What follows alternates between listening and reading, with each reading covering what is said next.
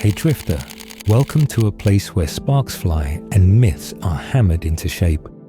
Tonight, we follow the trail of the god who limped through Olympus but forged its thrones. Hephaestus, the divine smith whose heartbreaks, creations, traps, and quiet revenge left even the immortals in awe. This is a calm, flowing compilation of every raw, smouldering chapter from his mythic life, told in one soothing voice, with no noise, no ads, and no modern distractions. If stories like these help your thoughts cool and settle like tempered steel, consider subscribing. You'll get a new myth every night, forged for rest. Hephaestus was the god of fire, of smithing, of metal and stone, and of the intricate crafts that shaped the world with sparks and strength. From the beginning, his story was tangled in both divine pride and pain. His birth was unlike that of the other gods, wrapped in bitterness and conflict. Hera, queen of the gods, bore him in a fit of anger, alone and without the help of her husband. She was furious, deeply offended by Zeus, who had fathered Athena without her. In her wrath, she decided to do the same, to create a child without union.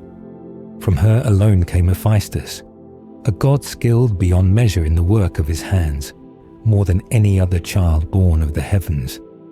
But his mother did not find joy in what she had made. The boy was different. His leg was twisted, his movement awkward, his form not fitting the perfection the gods so prized. And for this, she cast him away. Not even the heavens could keep him. From the great height of Olympus she threw him down, and the fall would have broken him if not for the kindness of the sea. There, beneath the waves, Thetis and Eurynome found him. They were daughters of the sea, gentle in spirit, and they took him in. In a hidden cave surrounded by the endless stream of Oceanus, they raised him. For 9 long years, Hephaestus remained there, not seen by the gods, nor known by mortals. But he did not remain idle. In that dark hollow, he worked with fire and metal, shaping objects of beauty and precision. Clasps that curled like vines, pins that caught the light, cups that gleamed in the shadows, and necklaces that whispered elegance. All were forged in secret, while the sea whispered through the cave mouth. No one knew of him there, no god, no mortal, only Thetis and Eurynome, his saviors, his silent witnesses. And even as he worked, even as he honed his unmatched skill, he remembered the fall and the sting of his mother's rejection. There were other voices, other stories whispered through the lands. Some said that Zeus was his father, not merely by union but by origin. That Hephaestus, though twisted in form, bore the spark of the sky's king. Some said otherwise. They claimed that he was Hera's alone, and that in her pride and spite, she forged a god herself. Others told of lines even older, of distant ties that claimed Hephaestus as the son of Talos, a sun god from Crete, and Talos the child of Cres, the spirit of the island. The tales varied, shifting like firelight on stone, each claiming truth in its own region. Roman voices too took up the name, calling him Vulcanus, saying he was born of Juno alone, or of Juno and Jupiter together. Across tongues and time, his name changed, but the pain of his birth remained. And yet, Hephaestus endured. In the Odyssey, he himself speaks of being crippled from birth, bearing the burden from the first moment he opened his eyes. He did not hide it. He did not cloak it in divine excuse. It was part of him, and from it came strength, not in body, but in mind, in craft, in art. He did not hurl bolts like Zeus or rule the sea like Poseidon. He built, he made, he shaped the divine and the beautiful with hammers and flame. Still, the story of his casting did not end with the fall. It lived in him, molded him, as surely as he molded gold and bronze. When he returned, it was not with rage, but with skill. The gods, for all their might, could not make what he could. They needed him. They wanted what only he could craft. So the sun they cast out, they now welcomed back, drawn not by love but by necessity. But that moment of exile, when Hera cast him from the heavens, remained the wound that never fully healed.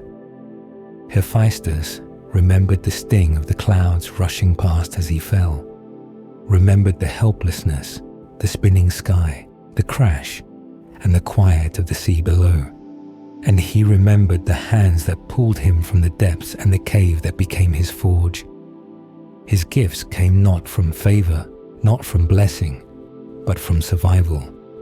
In the quiet darkness of that sea-bound cave, a rejected god became the finest craftsman Olympus would ever know.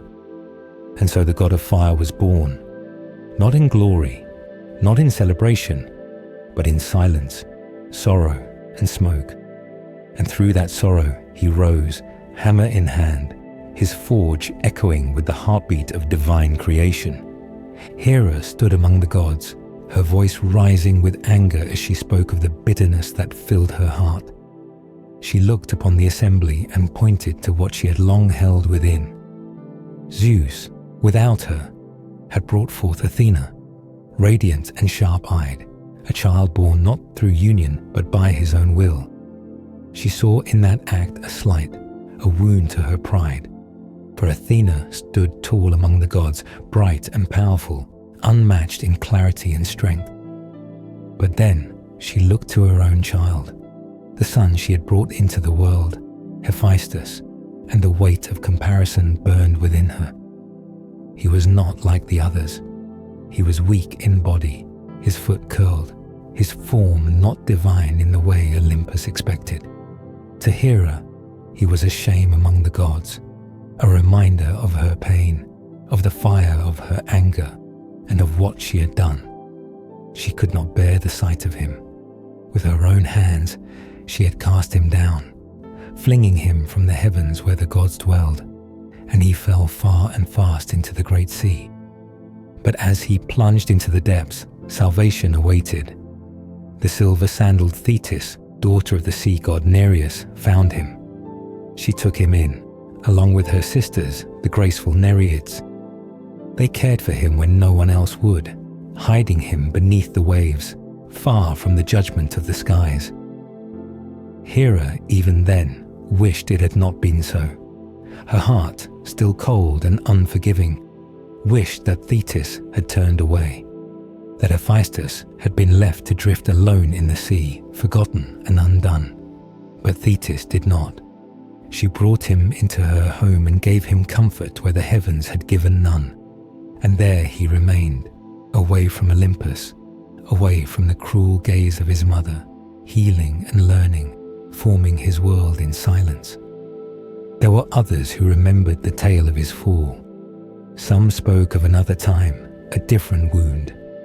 Pelops, a man burdened by blood guilt, had gone to Oceanus, and there Hephaestus himself, once cast out into the flow of that endless stream, had purified him. It was the same god, the god of fire, once broken and buried in the waters, now offering cleansing to another who sought it. His hands, once seen as a shame, now held the power to wash away even murder. Eurynome, too, daughter of Oceanus, was among those who received him. She, along with Thetis, welcomed Hephaestus when he fell from the heavens. Hidden in her deep dwelling, she gave him space and shelter. In that quiet underworld of water and shadow, he shaped the first outlines of the gifts he would one day give to the gods. And later, others would remember how Thetis had taken him into her mansion after the fall, holding him in safety while the heavens continued on without him. But the story did not end there, for there was another fall, another casting down. This time, it was not Hera who sent him tumbling through the sky. It was Zeus. After a moment of betrayal, when Hera had dared to act against Zeus, summoning a storm against Heracles while Zeus slept. The king of the gods woke in fury. In his rage, he chained Hera and hung her from the sky in fetters, a punishment not just for disobedience, but for daring to act while he slumbered. And when Hephaestus, out of loyalty and love, tried to free her from those bonds, Zeus turned on him. He did not speak. He did not warn. He caught the god by the foot and hurled him from Olympus. The fall was long and terrible. From the shining threshold of the heavens, Hephaestus dropped for an entire day, spinning and powerless, his body helpless against the sky. When the sun dipped toward the horizon, his broken form struck the island of Lemnos. The impact nearly took his life. It was there, on that rugged land, that the Sintian men found him. Mortal hands, not divine, pulled him from the rocks and cared for him. He remained among them, wounded and shaped anew, his body never fully healing, but his hands growing stronger. Years later, he would remember that fall. He would speak of how he had once dared to help his mother and had paid the price for his kindness. He would speak of the endless descent, the spinning of the world, and the stillness of the earth as he lay broken. He would remember how the gods did not come to save him, how the heavens turned their gaze, and how mortals carried him instead. Even the philosophers, long after the poets, spoke of this tale.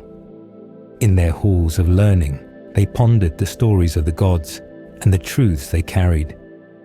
They spoke of the chaining of Hera, the fall of Hephaestus, the war among the immortals.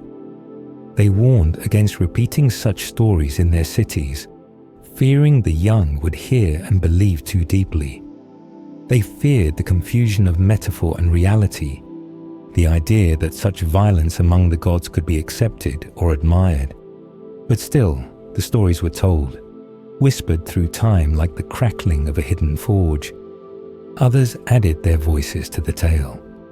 They spoke of how Zeus, in his fury, cast Hephaestus down for siding with Hera, how the storm against Heracles had enraged the sky god, how Hephaestus, stepping forward not with a weapon, but with care, had dared to loosen the chains around his mother's wrists and was repaid with pain. He fell not once, but twice. Once from his mother, once from his father, cast out by both, rejected by those who gave him life.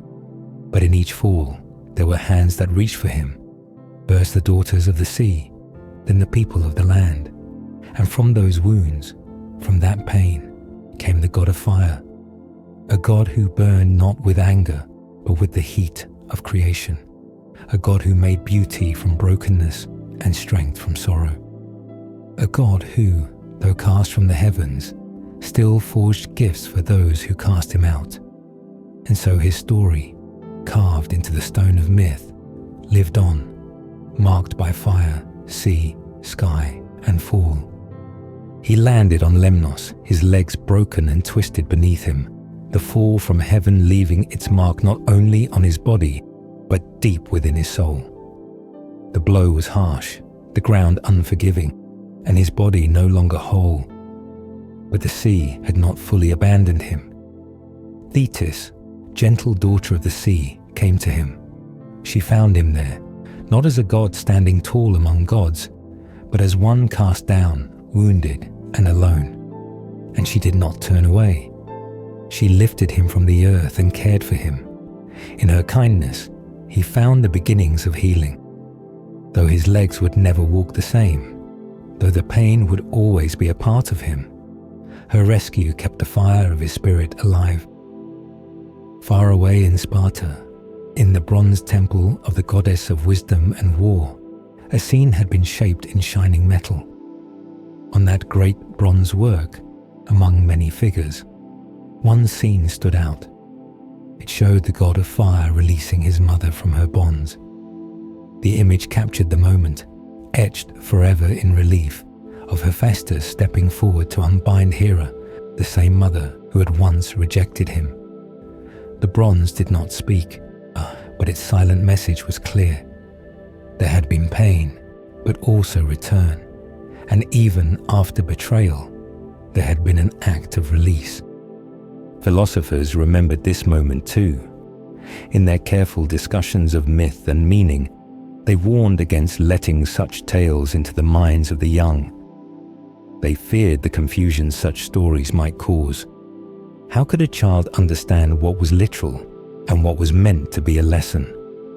They spoke of how the story of Hephaestus binding his mother, whether taken in jest or seriousness, should not be placed before those who could not yet understand its depth. For what kind of world, they wondered, would children grow into if they were raised on stories of gods punishing their parents? In the city of Athens, within the temple dedicated to the god of wine and joy, there hung paintings that told the tale of Hephaestus' return. One such image showed Dionysus bringing Hephaestus back to the heavens. The story said that long ago, when Hephaestus had been thrown down by Hera, he had not forgotten. Time passed, and with it came a quiet revenge. He built a golden chair, beautiful, ornate, a marvel of his craft.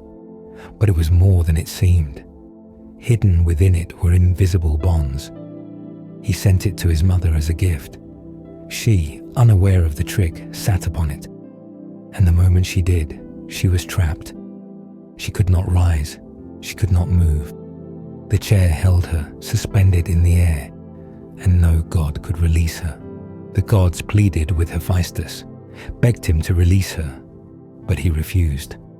He remembered the fall, remembered the pain, remembered being thrown away like an unwanted thing. He shut his ears to their voices. Only one god could reach him, Dionysus. In him, Hephaestus placed his trust. No threats, no commands could sway him, but wine and companionship could. Dionysus, with laughter and a cup in hand, made Hephaestus drunk and softened his heart. Only then, swaying and laughing, was the craftsman god brought back to the heights of Olympus. At Amyclae, in the land of Sparta, a great throne stood, and on it were carved many scenes. Among these was the image of the god of fire binding Hera. The throne told many tales, but this one stood out for its stillness and its sharp truth. It did not speak of war or glory, but of the quiet revenge of a son upon his mother. The moment was there, captured in wood or stone or metal for all to see and remember. Other storytellers in other lands told the tale with a twist of their own. One version said that after Hephaestus had forged golden thrones for all the gods, he made one especially for Hera, crafted not from gold alone but from adamant, the hardest of substances. When she sat upon it, she found herself not honored but trapped. The chair lifted her, holding her aloft in mid-air. The gods again called to Hephaestus to set her free. He came, but when asked to show mercy, he spoke not as a son, but as a stranger. He denied she was his mother. His pain had become so deep, his anger so cold, that he rejected even the memory of the bond. Still, the gods needed peace. And so again, it was Dionysus who stepped forward, offering wine and warmth, loosening the weight in Hephaestus' heart until he finally agreed. He came to the assembly of gods, and in that place, he set his mother free. In return, he was offered a reward, a gift to ask for anything he wished. And though what followed led to other tangled tales, the moment itself, of a son once cast out, now returned by laughter and drink, stood fixed in the stories passed from mouth to mouth. In later times, scholars tried to correct the record. They pointed to errors in old writings, saying that some had wrongly claimed Zeus was the one who bound Hera. But the old songs and plays were clear. It was Hephaestus. He, the rejected, the broken, the builder, had made the chair, had trapped the queen, and had named his anger with the sharp edge of craft. These stories, they said, could be found in the works of poets long past, in plays performed beneath ancient skies. The memory did not fade, for even as the gods changed and new tales rose, the image of a son who returned from pain remained. It echoed through temples and thrones, through art and myth, told and retold not with fire, but with the steady beat of a hammer on the forge of time. Deimos, who was the spirit of fear, and Phobos, who brought fright into every battlefield, and Kidoimos, the very sound and din of war. All these were companions of the god of war himself. They followed him like shadows into every clash of swords and storm of chaos. But even they, the children and attendants of war, once faced something unexpected. They faced a moment when their usual strength meant nothing, when the god of fire, cast down and rejected, stood his ground and did not flinch. For when Ares went to fetch the craftsman god back to Olympus, to free their mother from the golden throne that held her trapped, he brought with him his fearful companions. Deimos, Phobos, Kidoimos, these figures of terror, were there to intimidate. But Hephaestus was not afraid. He had known pain deeper than theirs. He had fallen from the heights of heaven. He had been broken and forgotten.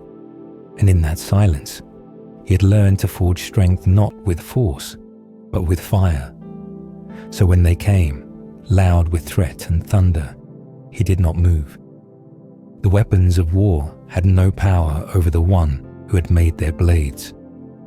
And so they too experienced defeat, not by violence, but by the quiet refusal of the smith who had once been cast away. The story lived on in the words of Libanius, who remembered how it all began. The god of fire, long after being thrown from the sky by his mother, shaped a chair, not a weapon, not armor, but a simple, brilliant chair. Crafted with beauty and hidden force, it was meant for only one purpose. When she sat on it, the goddess was trapped, caught in invisible bonds she could not escape. The gods, watching helplessly, tried to convince her son to return. Ares, the god of war himself, tried to free her, but he failed. His strength could not match the cleverness of the forge. In the end, it was Dionysus who succeeded, not with threats, but with wine. He made Hephaestus drunk, softened his edges, and led him back to Olympus. Because of that, Dionysus was welcomed among the gods, given a place on the heights not through battle, but through this quiet deed. The tale was painted on clay, on a vase from ancient Athens. The goddess sat, her hands raised, caught in her golden throne. Ares, her son, sat beside her in a pose of humility. He had failed. Athena stood nearby, watching the scene, her expression sharp, filled with scorn for the god who could not help. And from the side, Dionysus entered, leading a mule. On that mule sat Hephaestus, carried back not in triumph, but in surrender. And waiting for him at the end of the path stood the goddess of love, the prize the gods had promised him. This was how the story was passed down, not only in words, but in pictures and paint, told on the smooth curves of vases and the rough edges of stone. When the gods remembered the day Athena was born, they remembered fire and iron. They remembered the role Hephaestus played. Long ago, in the place where land meets sky, the king of the gods felt a great pressure in his head. A birth was coming, not from a womb but from his own mind. Hephaestus was called, or perhaps Prometheus, as some said, but most agreed it was the god of fire who raised his hand.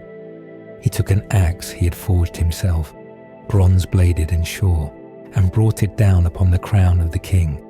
And from that cleft, the goddess sprang forth, fully grown, clad in shining armor. She let out a cry so loud that the whole sky rang with it, a call of war and wisdom, of strength born from thought. The axe was silent now, but it had done its work, and Athena stood tall, not as a child, but as a warrior, shaped by the mind of her father and brought forth by the hands of the god who made all things with fire. The moment was captured again and again, in odes, in paintings, in the stories told to children. In one, Athena had just burst forth from the head of her father, her armor shining with a light no one could name. Hephaestus stood nearby, unsure of how to offer a gift to a goddess who had already been born with weapons in her hands. There was nothing he could give her that she did not already possess. The moment was strange, filled with power and silence. He had done what was asked, and in doing so, had released something far greater than himself. But not all of his creations brought wonder. Once fire had been stolen. A god had taken it from the heavens and given it to mortals.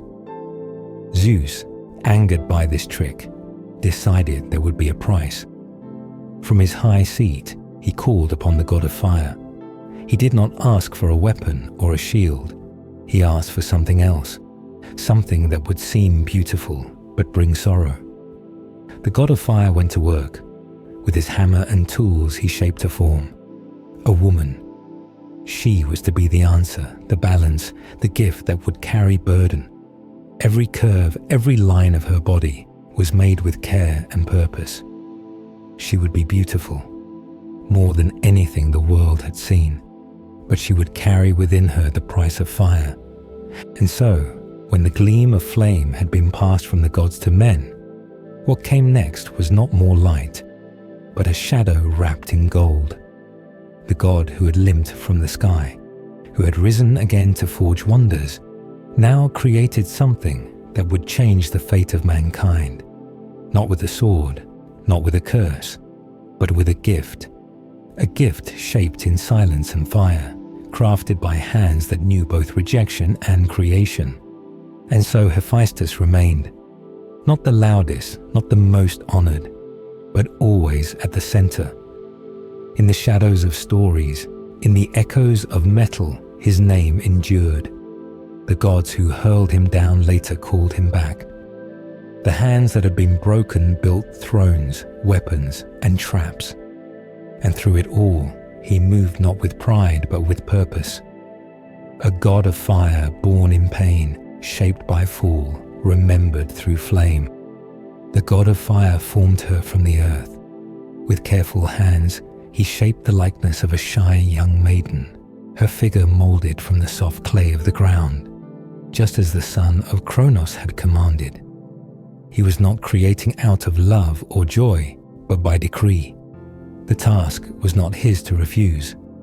So he pressed earth and moisture together, smoothing the shape of her face, the curve of her limbs, the delicate frame of her body. She would be unlike any creation before her. And as she began to take form, another goddess came forward. With eyes bright and clear, she clothed the figure in silvery garments that shimmered like moonlight on still water. From her own hands she let fall an embroidered veil, fine and soft, covering the head of the newly formed woman with beauty and grace. The command had come from Zeus, who wanted this figure made not just in shape, but with voice, with motion, with the appearance of divine charm. He called on the renowned smith, who wasted no time. He mixed earth with water and gave it strength. He sculpted a face that could rival the immortals in beauty, soft and captivating, with the features of a young girl. Then others were summoned. Each god and goddess came forward to bestow something upon the figure. A charm, a power, a small piece of themselves. They did not question the purpose. They obeyed. One gave her golden ornaments, another gave her grace. One gifted her music, another gave her the ability to lie. One placed in her the power of curiosity, another the sound of a voice, so smooth it could calm or deceive. When all had done their part, they gave her a name, Pandora, for she carried all their gifts inside her, a perfect creation, wrapped in beauty and danger. And though she looked innocent, she was meant to bring sorrow. She would be sent to men, to those who tilled the soil and baked their bread, as the price for a theft that had burned the pride of heaven. For it had not been long since fire had been stolen. A Titan, known for his cleverness and compassion, had taken it from the gods and hidden it inside a hollow stalk of fennel, smuggling the flame down to earth. Men who had once lived cold and helpless now built fires, forged tools, and warmed their homes. The theft enraged the king of the gods, and so, to strike back, he called for a gift to be made. But it was no ordinary gift. This gift was crafted with elegance but wrapped in consequence. The god of fire did as he was told. He shaped Pandora, and she was given to the brother of the one who had stolen the flame. The Titan accepted her, unaware of what she truly carried, and so sorrow entered the world dressed in silver and grace. Others remembered the tale differently, but the shape of it remained. The god of fire, called upon again by Zeus, molded a woman out of clay. She was not like man, who had first been shaped by the hands of another Titan. This woman was meant to match the loss of fire. The gods gave her gifts not out of kindness, but design, and her name, Pandora, was not for her beauty alone, but because she carried everything they had placed inside her. Gifts that would later open like a storm. But the story of the firebringer did not end with her. The one who had stolen the flame was caught. His crime was not forgiven. Zeus gave another order to the god of fire, one even heavier than the last. This time he was to take the Titan, the one who had dared give fire to mankind, and bind him in chains, not in the depths of the sea, nor in the halls of the dead, but on the high crags of the Caucasus Mountains, far from gods and men. There he was to be riveted to the rocks, the metal biting into his flesh, the cold wind howling around him for countless years. The scene was remembered in many ways, in plays, in paintings, in whispered retellings. One began with power and force bringing the Titan forward, dragging him to that empty land at the edge of the earth. With them came the god of fire, his tools in hand. He did not come eagerly, but he obeyed. He had once given warmth to the world, and now he brought chains to the rebel who had made it possible. The land was quiet and harsh. No footsteps had touched it before, and there, among the rocks, the punishment was carried out. The Titan was stretched against the stone, and the god of fire set to work. He used unbreakable metal, forged in the heart of his own furnace. The chains were wrapped around the Titan's arms, his chest, his legs. They cut into the skin, held him fast, and could not be removed. The order had come from Zeus, and the reason was clear. The flame, bright, sacred, and divine, had been given to mortals. For this, there would be pain. Not a moment of pain, but an age of it. The god of fire did not gloat. He did not rejoice in the work. The task was heavy, and the weight of it hung on him even as he hammered the metal into place. The Titan had given fire, the source of every craft, the very same flame that burned in the forge, that softened iron, that shaped gold and bronze and silver. It was that fire which had been stolen, and for that theft, the punishment was carried out with quiet hands. And so, the god who created Pandora, who chained the Titan, who shaped both beauty and punishment with the same tools, remained always between the two worlds, creator and enforcer. He made life from clay and bound it in iron. He obeyed, but he did not forget. His forge, filled with the roar of flame and the ring of metal, echoed with the sounds of gifts and judgments, both born from his hand. The moment had come, and the task could no longer be delayed. Everything was prepared, The orders had been given, and nothing remained to stop what was about to unfold. But for the one assigned to carry it out, there was no joy in the duty. Though he was a god himself, he lacked the heart to bind another of his own kind to the cold, sharp rock where winds screamed and winter never rested. The weight of what he had to do pressed down on him, not because the task was difficult for his skilled hands, but because it went against the feelings rooted deep inside him. Still, he could not refuse. The commands had come from the one who ruled the heavens, and to disobey such a command was to risk everything. So even though it went against his will and against the will of the one he was ordered to bind, he forced himself to begin. With iron chains made by his own hand, unbreakable and cruel, he would fasten him to a rock where no one would come, where the cold bit deeper than any blade. The one he was to bind had already been brought there, already placed before the bare face of the mountain. The cliffs were sharp and high, the winds fierce and merciless, and he stood there, silent, as the god of fire approached with tools in hand. Watching nearby was the voice of Power, the one sent to ensure the order was carried out. Power, with no patience for pity, urged him on. Why wait? Why weep? There was no use feeling sorrow for one hated by the gods, for one who had given divine secrets to mortal hands. He had betrayed what was sacred, and now he would pay. But the god of fire did not move quickly. He hesitated, bound by something stronger than order, kinship. Even when laws and punishment stood before him, even when he feared the wrath of the Father, the bond of blood and shared suffering still held sway. He knew the punishment was harsh. He knew the crime had been committed. Yet still, he wished it had been another, any other, who was sent to do this work.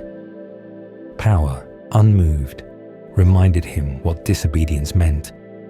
Did he fear pity more than punishment? Did he think his craft was to blame? No, the craft was innocent. But the hands that shaped chains could still wish they did not have to use them this way.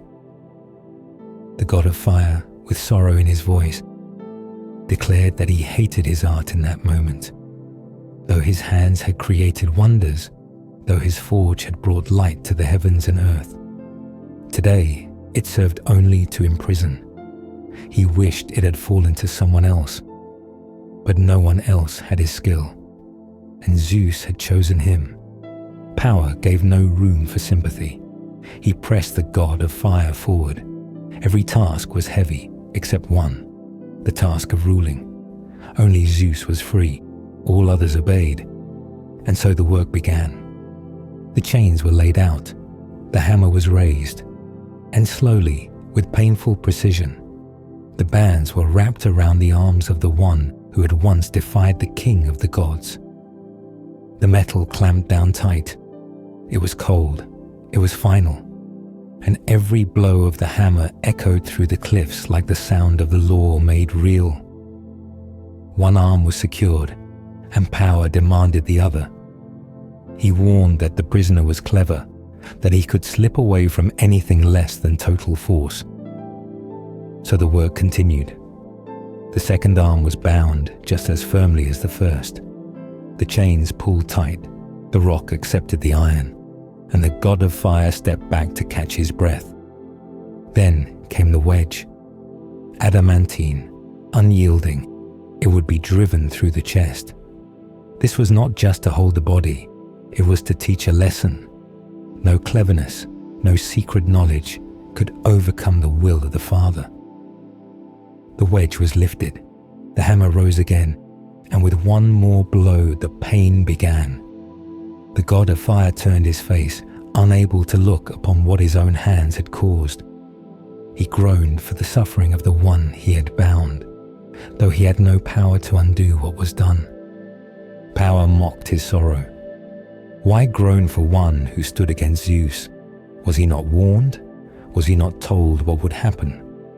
And now, The one who once gave fire to mortals hung from the rock, his body fastened with unbreakable bonds, his strength turned useless, his gifts now the cause of his torment. Still, the god of fire could not stop his grief. The sight was too hard, the punishment too cruel. But he was told again, "Do your job. Do not complain. You were chosen to carry this out. Finish it." So he bent down. More chains. The prisoner's sides were wrapped, his legs secured. He had no room to move, no escape. Every part of him was held fast by the metal his own hands had once learned to shape. Power urged him on, gave no rest, no softness. There would be no honor in hesitation. The work must be done. Every piece must be perfect. For this was no ordinary captive. This was the one who had stolen the fire, the one who had dared defy the order of things. And now he would be an example. The final chains were locked into place. The work was complete. The hammer, now silent, had done its part. The chains, gleaming in the dim light, held firm, and the mountain, cold and empty, stood witness to the punishment. The god of fire stepped back, the pain of duty weighing heavy on his shoulders. Power stood firm, unmoved by anything but obedience, and the one they had chained, though silent, remained bound, his arms stretched, his chest pierced, his legs gripped by iron, left alone in the wild wind where no one would come. There he would remain, bound not just in body, but in the memory of what it meant to challenge the sky. And no hand, not even the one that shaped the bonds, could free him now. The work was done. The chains were fastened tightly. The bolts had been hammered into the cold stone. And though the task had not taken much labor for the god of fire, the weight of what had been done rested heavily in the silence that followed. The commands had been followed to the letter. The limbs were bound. The body was pierced. There was no escape now, no slack in the metal, no room to slip away. The god of fire stepped back, weary not from the forging, but from the pain of having to turn his craft against one of his own kind. But Power, who stood by with eyes hard as iron, was not yet satisfied. He ordered him once more, with full strength, hammer down the fetters, for the one who watches our work does not forgive weakness. There would be no room for pity here. The ruler of the skies wanted punishment, not mercy. And the god of fire, bitter with every strike, responded coldly. Even his words now matched the tools in his hands, sharp, biting, heavy. Power did not soften. If the god of fire had a tender heart, let it weep, but it would not change the task. The mood of Power was unshaken, firm as the mountain beneath them. The god of fire gave no reply.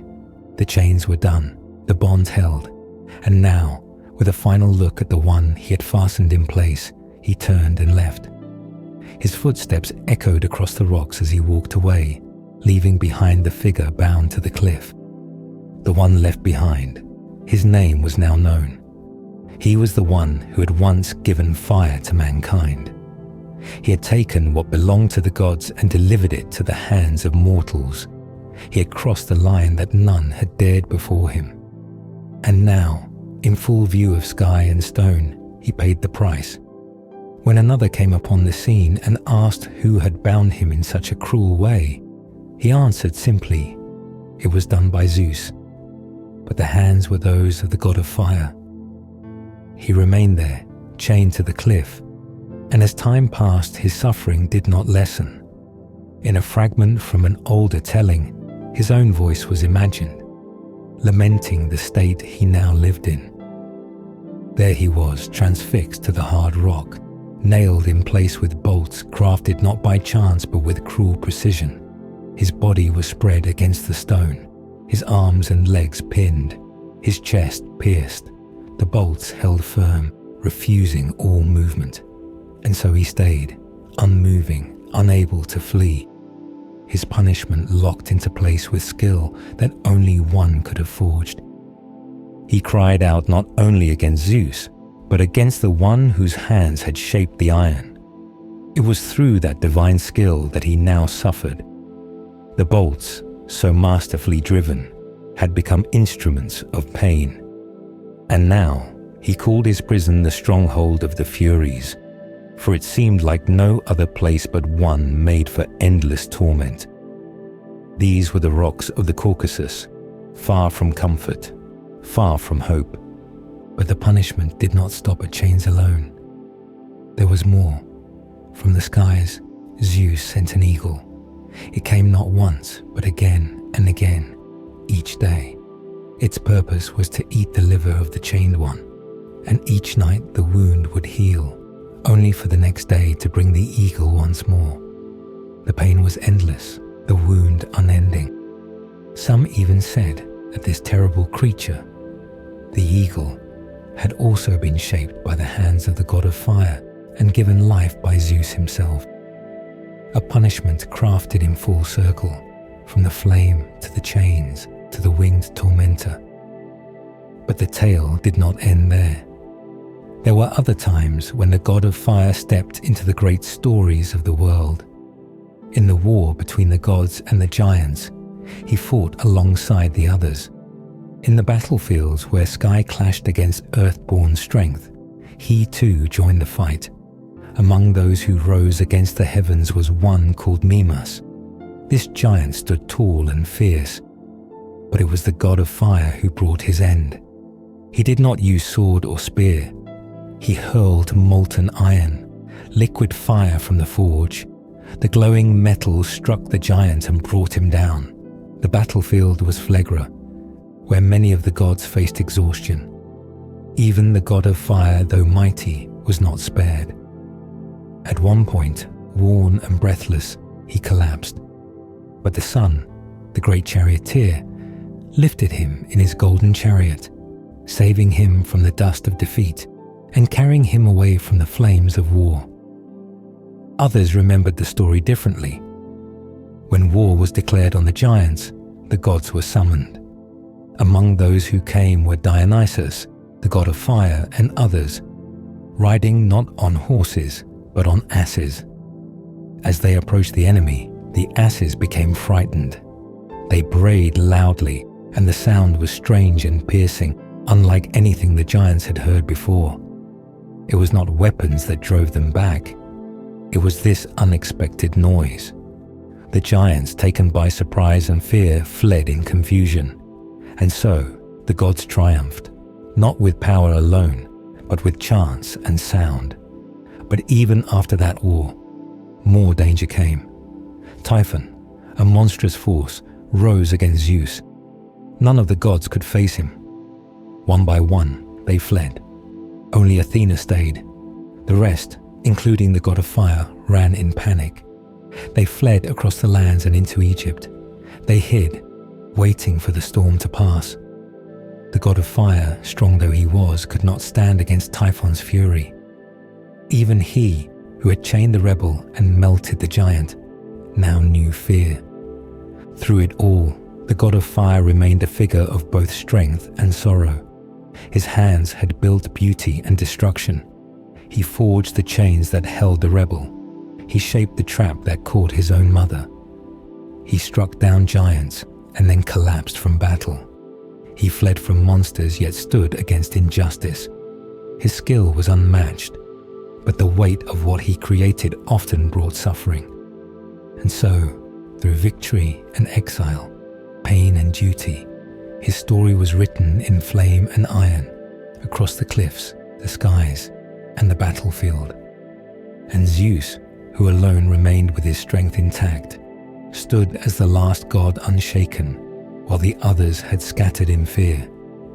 Typhon, the monstrous storm-born giant, chased after them with fury. His might was terrible, and his steps shook the earth. The gods, knowing they could not face him in their divine forms, fled before him, changing themselves in advance into shapes of animals to hide their true selves. They took the forms of beasts, each vanishing into a world that no longer recognized them as gods. Among them, the god of fire transformed himself into an ox. Heavy, low to the ground, and silent, he waited in that form as the chaos of Typhon's wrath passed over the land. But Zeus, even while surrounded by dread, did not run far. He struck Typhon with a thunderbolt, a blow so fierce it lit the skies. Typhon, burning and writhing from the flame, tried to escape. In pain and desperation, he threw himself into the sea, hoping the waters would cool the fire that scorched his body. But it was not enough to end the battle. Zeus did not rest. He followed after, relentless in his resolve. When Typhon emerged again, still breathing, Zeus took the highest mountain, Aetna, and brought it down upon him. The mountain crashed onto Typhon's form, and there, beneath its vast weight, the giant was trapped. Zeus chose not to leave this resting place unguarded. On the very peak of the mountain, he placed the god of fire as a sentinel.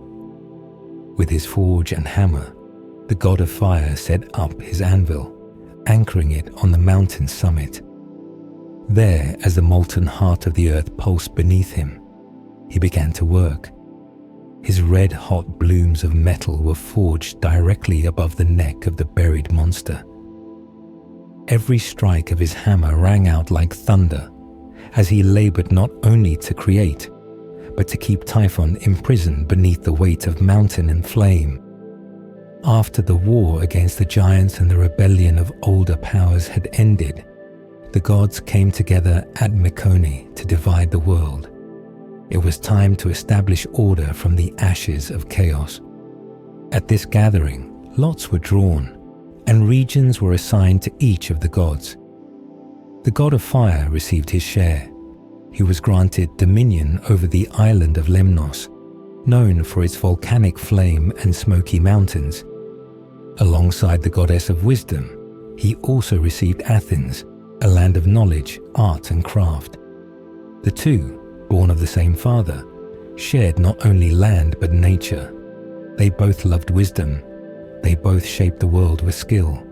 And in that place, they planted people of courage and intelligence, teaching them structure, order, and governance. But time wore down memory, and while the names of those first people remained, the deeds they had done faded away.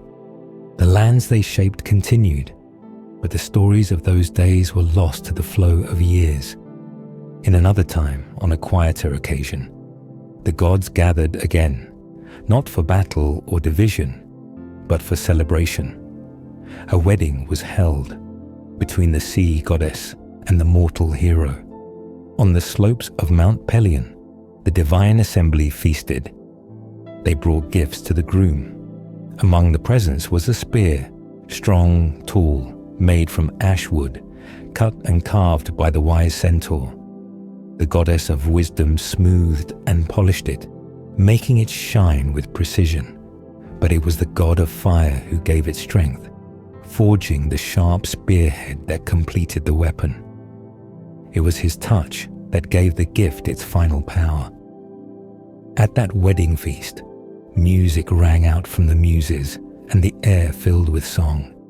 They sang of silver tables being arranged swiftly by the goddess of divine law, who laughed joyfully as she moved among them.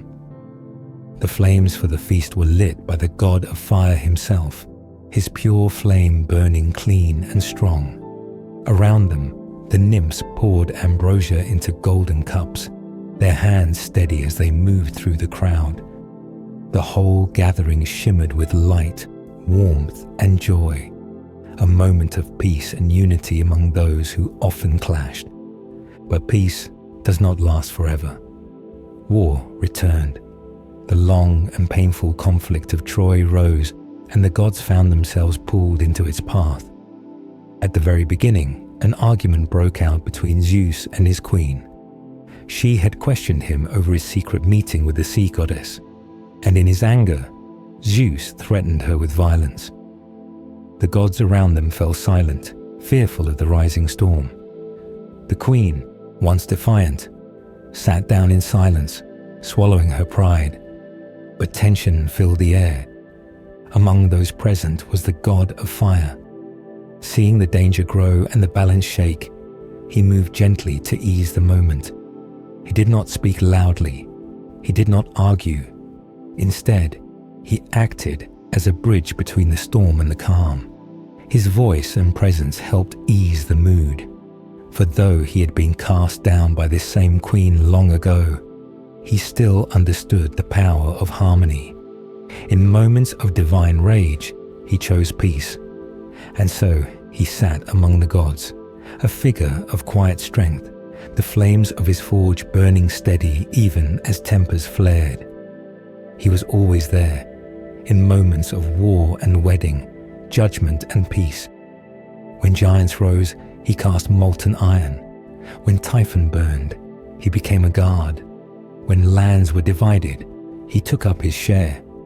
When feasts were held, he brought the fire. And when storms shook the heavens, he offered calm.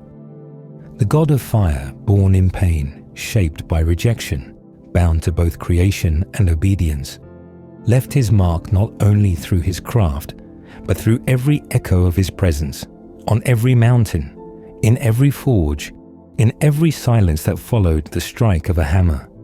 The gods were troubled. The feast in the halls of Olympus had turned tense, and harmony among the immortals was at risk. The storm of disagreement rose between two great powers, threatening to spill over into full conflict.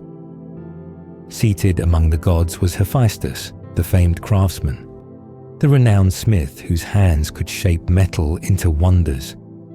He looked around and saw the growing tension in the room, the way silence had stretched across the feast like a shadow, and he arose. His voice broke the uneasy stillness, not with anger, but with care and wisdom, spoken not just as a god, but as a son. He spoke to his mother, the goddess of the white arms, who sat hurt and silent. He told her this was no small matter. If she and the ruler of the gods continued to quarrel over the matters of mortals, then the feast would be ruined. The joy of the gathering would turn to bitterness. The laughter would vanish. And worse still, if this unrest among them was not calmed, there would be no peace among the gods. The craftsman begged his mother to yield, to set aside her anger, not out of weakness, but from wisdom. He asked her to speak kindly to Zeus so that peace might return, and the feast might be whole again. For if Zeus, the Olympian who held the lightning in his hand, chose to rise in anger, no god could stop him. His strength was beyond all others. None could match it. And so he urged her, speak gently, soothe the moment, bring back calm. As he finished speaking, Hephaestus stood and stepped closer to his mother. In both hands he held a great goblet, and he placed it gently in hers. Then, once more, he spoke. He asked her to be patient. He asked her to endure the moment, even though her heart was saddened, for he feared what might come if her anger remained. He feared for her safety. Even though she was dear to him, he knew that he could not protect her from the wrath of Zeus. And he remembered what had happened once before, when he had tried to help her. In that long ago moment, he had stepped forward in her defense, but Zeus had seized him by the foot and flung him from the threshold of the heavens. He had fallen through the sky all day, helpless, spinning in pain, until at sunset he struck the earth. He had landed on the island of Lemnos, and there, broken and barely alive, he was found by the Sintian people. They cared for him, took him in, and slowly he recovered. But he had never forgotten the fall, never forgotten the pain of trying to help and being cast down. His words were filled with both warning and love, and at last his mother listened. The goddess of the white arms looked at her son and smiled. The smile broke through the tension like sunlight after storm. She took the goblet from his hands, her heart eased by his care. And then the craftsman turned to serve the others. Starting from the left, he moved around the hall, offering drink to each of the gods. He dipped his ladle into the great mixing bowl and poured out the sweet nectar, his steps steady and his motions full of peace. As he moved, laughter broke out among the immortals. It was loud and sudden, unstoppable.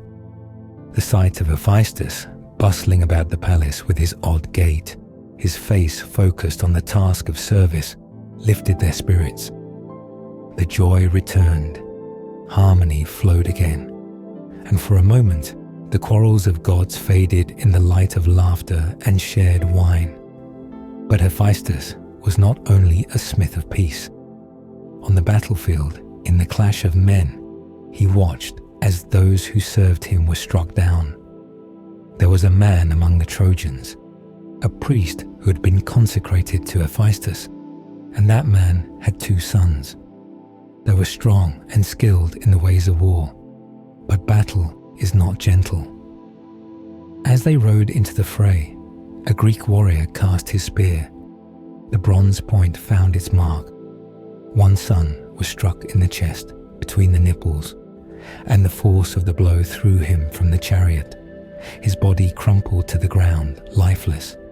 The other, in terror, leapt from the chariot.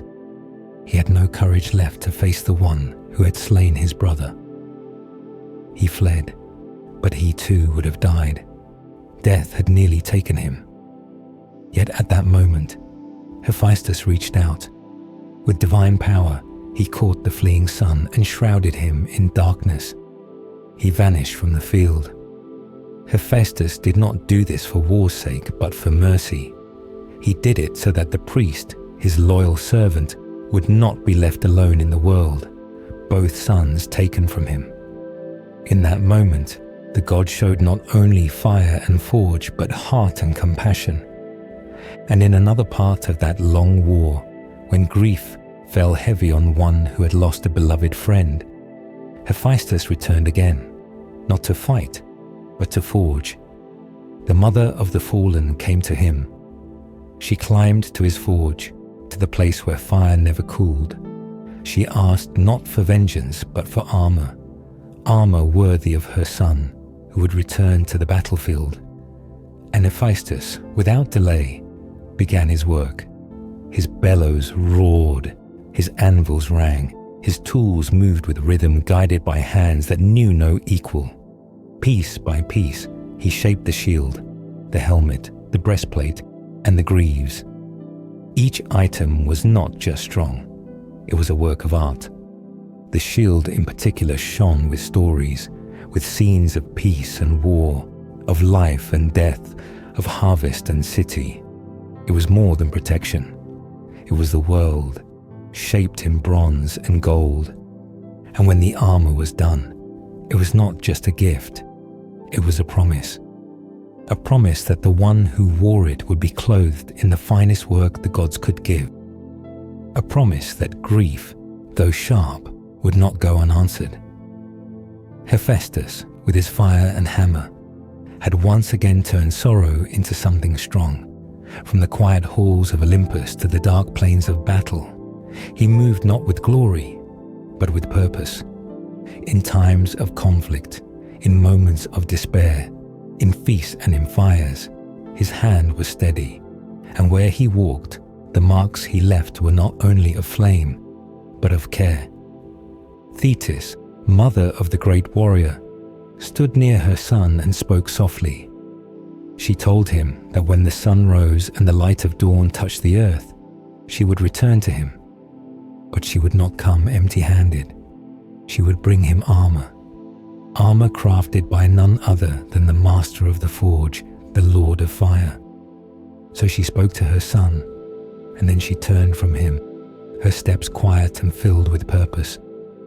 She looked to her sisters, the daughters of the sea who had gathered with her, and now spoke to them with calm and clarity. She told them to return beneath the waves, to go back into the wide folds of the ocean, to visit the Old One of the Sea, their father, and to tell him all that had passed. She herself would not return with them. Her path now led not to the depths, but to the heights.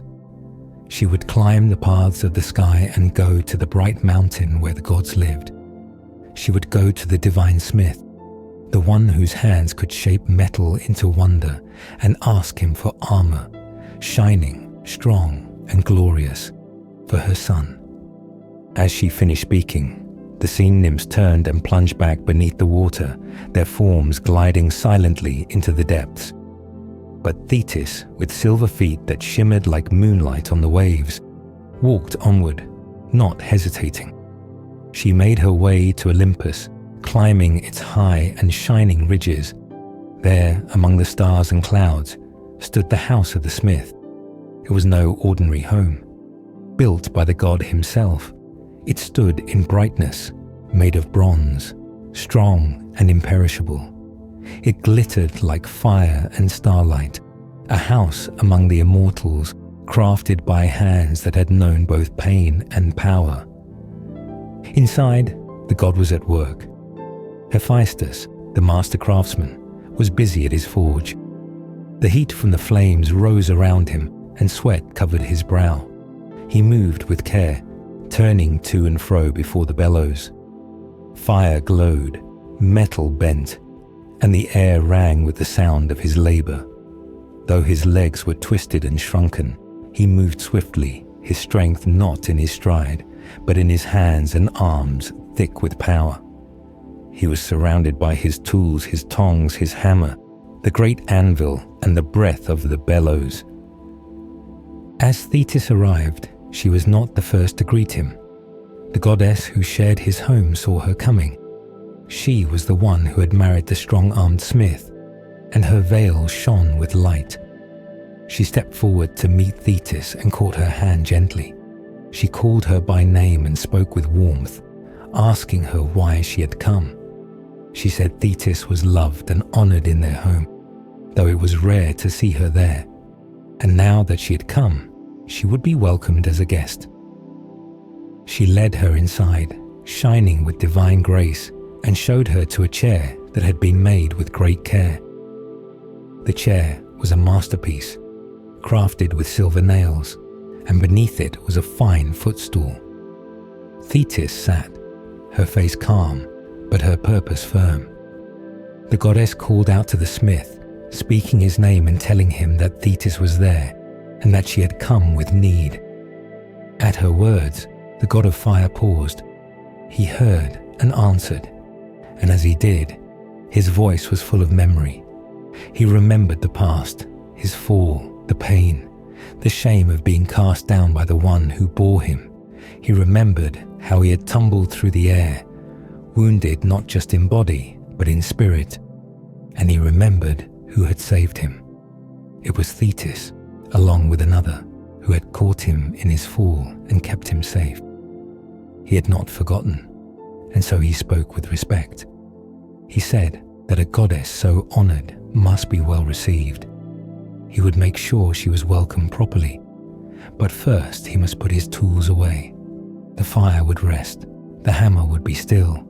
For this guest, he would pause his work. He limped away from the anvil, but his steps were still steady. He lifted the great blower from the block, setting it aside. Then he moved to the fire, turning down the bellows, letting the flames quiet. Each tool was carefully gathered, cleaned, and placed in a silver chest strong and secure. The forge, which had roared with heat only moments before, now cooled under his touch. Then he reached for a sponge and wiped the sweat from his brow. He cleaned his strong hands, his wide neck, and the thick chest that had long bent over the flame. When the grime of labor was gone, he took a tunic and put it on, covering the marks of his toil. The room changed. The fire no longer hissed. The hammer no longer rang. Now there was stillness, and the god stood ready to hear what Thetis had come to ask. The forge had gone silent, but the memory of heat and fire still hung in the air. The tools rested, the sparks faded, and the god who shaped armor for immortals turned to face the one who had once saved him. In that quiet moment, under the shining roof of a house built by divine hands, a request was about to be made, not for a throne or a crown or a weapon of power, but for armor. Armor to shield a son in war. Armor to turn the tide of sorrow. Armor born from grief, crafted by gratitude and forged in the fire of one god's endless skill. And so the flame waited once more to rise. The hammer waited once more to strike. The forge waited once more to breathe. For what was coming next would be no ordinary task. It would be a work not only of metal, but of memory. And it began here, where the silver-footed goddess sat, and the strong-armed smith prepared to listen. He took up a heavy stick in his strong hand, the weight of it balanced against the uneven rhythm of his steps, and went toward the doorway with a limping gait. But he did not walk alone. From the shadows of the shining house came his attendants, creations not of flesh, but of his own divine craftsmanship. They were golden, shaped like living young women, radiant in form, and yet more than figures of beauty. These golden beings held in their hearts the spark of intelligence. They could speak with voices clear and soft, and they moved with grace and strength. All their knowledge had been gifted to them from the immortal gods. They were not lifeless statues, but true helpers of their master, made with purpose and wonder. With silent steps they stirred beside him, quick and light, responding to his every movement. In support of the one who made them, they came near to where the sea-born goddess sat in her chair of silver and light. The god of the forge approached her now. His movements were slowed by the shape of his legs, but not by weakness. In his arms still lived the power of flame and iron. Reaching her side, he took her hand gently, calling her by name. With calm strength, he asked why she had come. He reminded her that she was honored in his house, deeply respected and cherished. Yet it had been rare to see her there.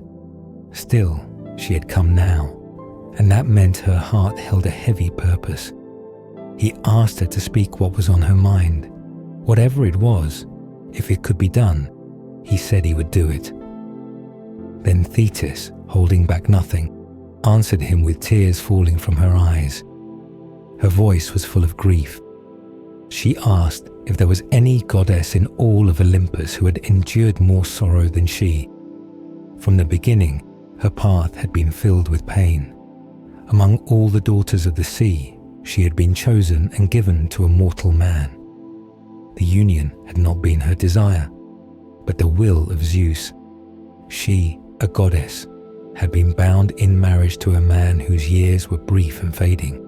That man, once strong, now lay broken by age, far from the days of strength and honor.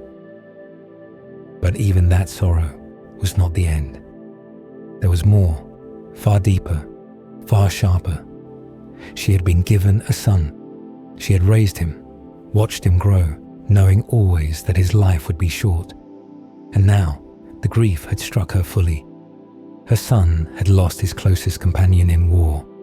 The armor he once wore had been taken. His heart lay shattered, and now he waited mourning, exposed to danger, while his enemies gathered. She came not for glory, but for protection. She asked the god to give her son a shield, a helmet 2 greaves fitted with ankle clasps, and a corselet. She came to him with this request, not as a goddess asking another god, but as a mother, kneeling at his feet. The god of fire heard her, and in the sound of her voice, he heard not only grief, but love. He answered gently, telling her not to fear. She need not worry any longer. Though he could not give her son life beyond the fate that waited, though he could not turn back the day that would come for him, he could give him this, a suit of armor that none had ever seen before. Armor so fine, so radiant, so powerful, that men across the world would marvel at it when they looked upon it. That much he promised, and then he left her there, seated in the stillness of his shining hall, while he returned to his work. The forge awaited him. The fire called. He moved to the bellows and gave them their orders. There were 20 of them, crafted by his own hand. As he commanded them, they roared to life. Each one blew upon the crucibles from every direction, sending the flames high and bright. The god moved among them quickly, from one to the next, guiding the heat wherever he needed it. The fire obeyed him, shaped by his will. Then he gathered his metals, bronze that never wore down, and tin, strong and smooth. He brought out gold, gleaming in the firelight, and silver, cool and pure. Into the flames he cast them all. They melted and glowed as the forge roared to life. He set his great anvil on its base, the very heart of his workshop. Around him the tools waited, the hammer, the tongs, the mould, all in their place, all ready to follow the hand that had shaped so many wonders. And the work began. In the silence of Olympus, in a house made of bronze, under a roof that caught the light of stars, the god of fire stood over his forge. The bellows breathed their wind, the flames danced high, and the metal shifted in color and shape. Every movement he made was sure. Every blow of the hammer was guided by purpose. He did not rush. He did not hesitate, for this armor would not be ordinary. It would be like no other. It would carry not only strength, but sorrow and hope, and the memory of a mother's love. And so the fire rose, the hammer rang, the forge burned, and the god who limped yet never faltered began to craft a gift that would echo in the songs of men forever.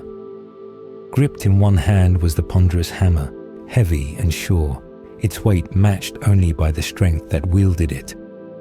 In the other hand, he held the long pincers, blackened from use, shaped to move molten metal like soft clay. With these two instruments alone, the god began his work.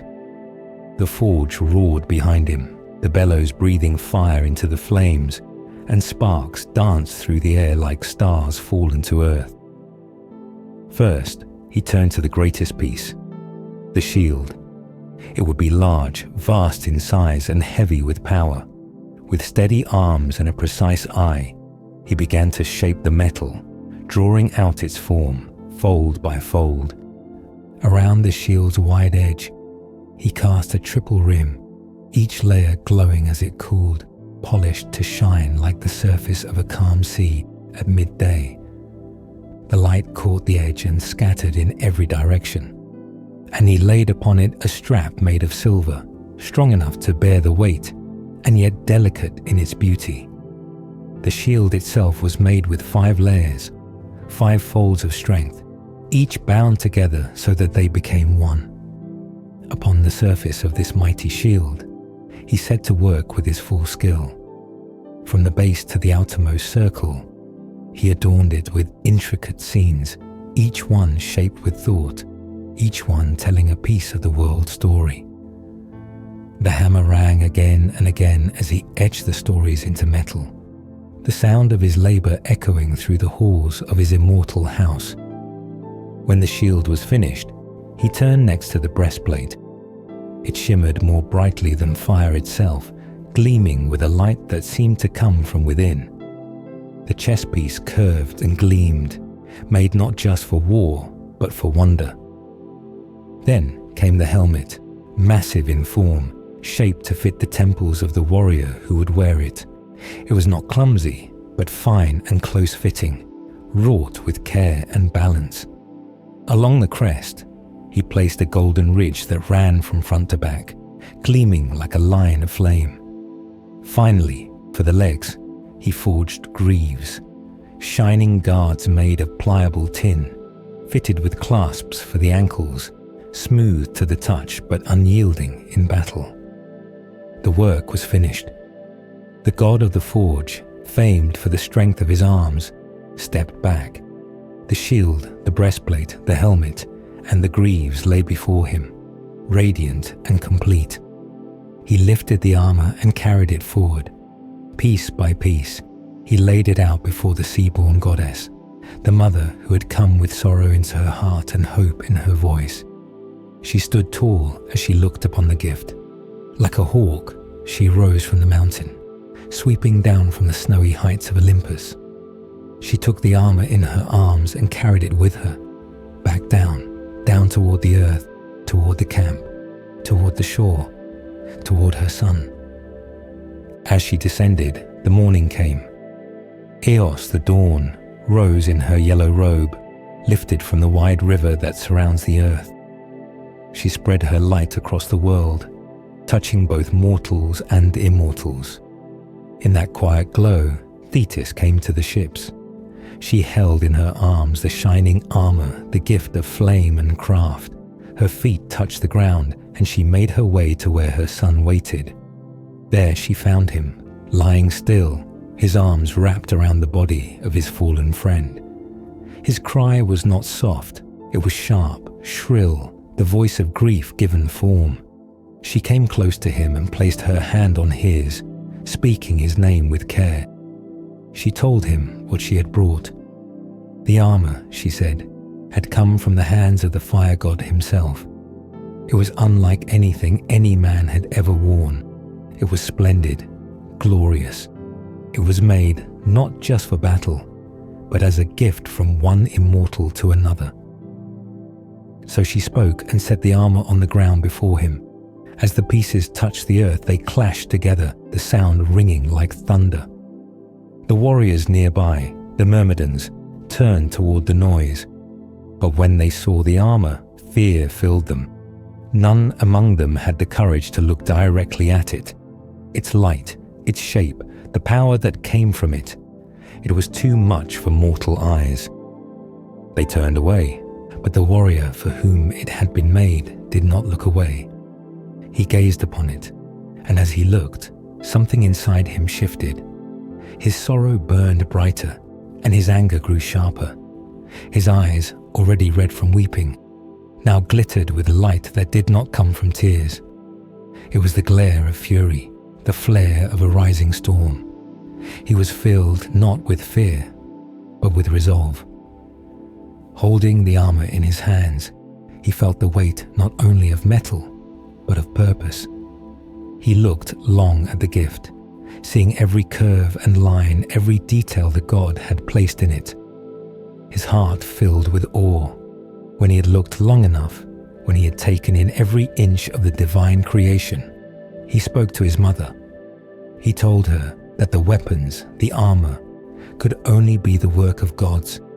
No mortal hand could have shaped such things. They were not of this world but beyond it. And now, with these weapons in hand, he would prepare, he would rise, he would dress himself in flame and bronze and go where fate called him next. So he stood, and the dawn rose higher. The light fell on the shield and breastplate, on the helmet and greaves. The armor shone like the sun, and the one who would wear it burned with the fire of grief and vengeance. Behind him, the seaside. Before him, the war waited. But around him, the work of a god lay ready. Not just armor, but memory. Not just metal, but promise. And in the hands of the sun, the gift of the forge was no longer still. With Hector, whose lifeless body was dragged behind the chariot, the scene reached its close. The rage had not yet settled, and the earth itself still seemed to echo with grief and flame. When the warrior was finally reconciled with the High King, the conflict between them no longer stood in the way of what had to come next. But there was a problem. He had no armor. His own had been taken and lost, worn by the fallen friend whose death had shattered him. And yet he would not wait. He was ready to go out against the Trojan champion, ready to meet him face to face, even without arms. But his mother could not bear the thought of him walking into battle unprotected. She rose from the sea sorrowful but determined, and went to the divine forge. From the god of fire she asked for armor, and he gave it. The armor was not brought through any mortal path. It crossed the sea, carried by the daughters of the deep. The Nereids brought it across the waves, their arms gleaming, the gift glowing beneath the surface like sunlight in deep water. It reached the camp, and the warrior took it up. With it, he went into battle. Wearing the armor forged by the hands of Hephaestus, he faced the one who had taken everything from him. And with the light of that divine metal flashing across the field, he slew his enemy. So the armor fulfilled its purpose, and vengeance was achieved. But the war did not end. It deepened. The earth groaned with the sound of footsteps. The sky burned with heat and fury. The gods themselves came down from the heights to take part in the battle. Each chose a side. Each descended with purpose and power. And among those who joined the field was the god of the forge. He came not on a chariot of storm or thunder, but with his strength and fire, moving with purpose despite the shape of his feet. Though he limped, he did not stumble. His legs were twisted, yet they carried him firmly. He joined those who stood for the Greek side, alongside the god of the sea, the goddess of wisdom, the queen of the heavens, and the swift god of the path. On the other side stood the god of the river, the one mortals knew as Scamandros, and the gods called Xanthos. He was no small force. He flowed with power and rage, fed by storms and blood, the waters swelling with the dead. The gods gathered in two camps, and like two storms rushing at each other, they crashed. In that moment, God met God. And then came a moment when the river turned its force against the warrior. Scamandros, deep and eddying, rose in fury. The stream swelled and surged, aiming to drown the one who had killed so many. The waters rushed with strength, carrying the weight of battle and the roar of vengeance. The river tried to wash him away, to pull him under and end him. But his mother, watching from above, saw the danger. Her voice rose clear and loud, filled with fear and command.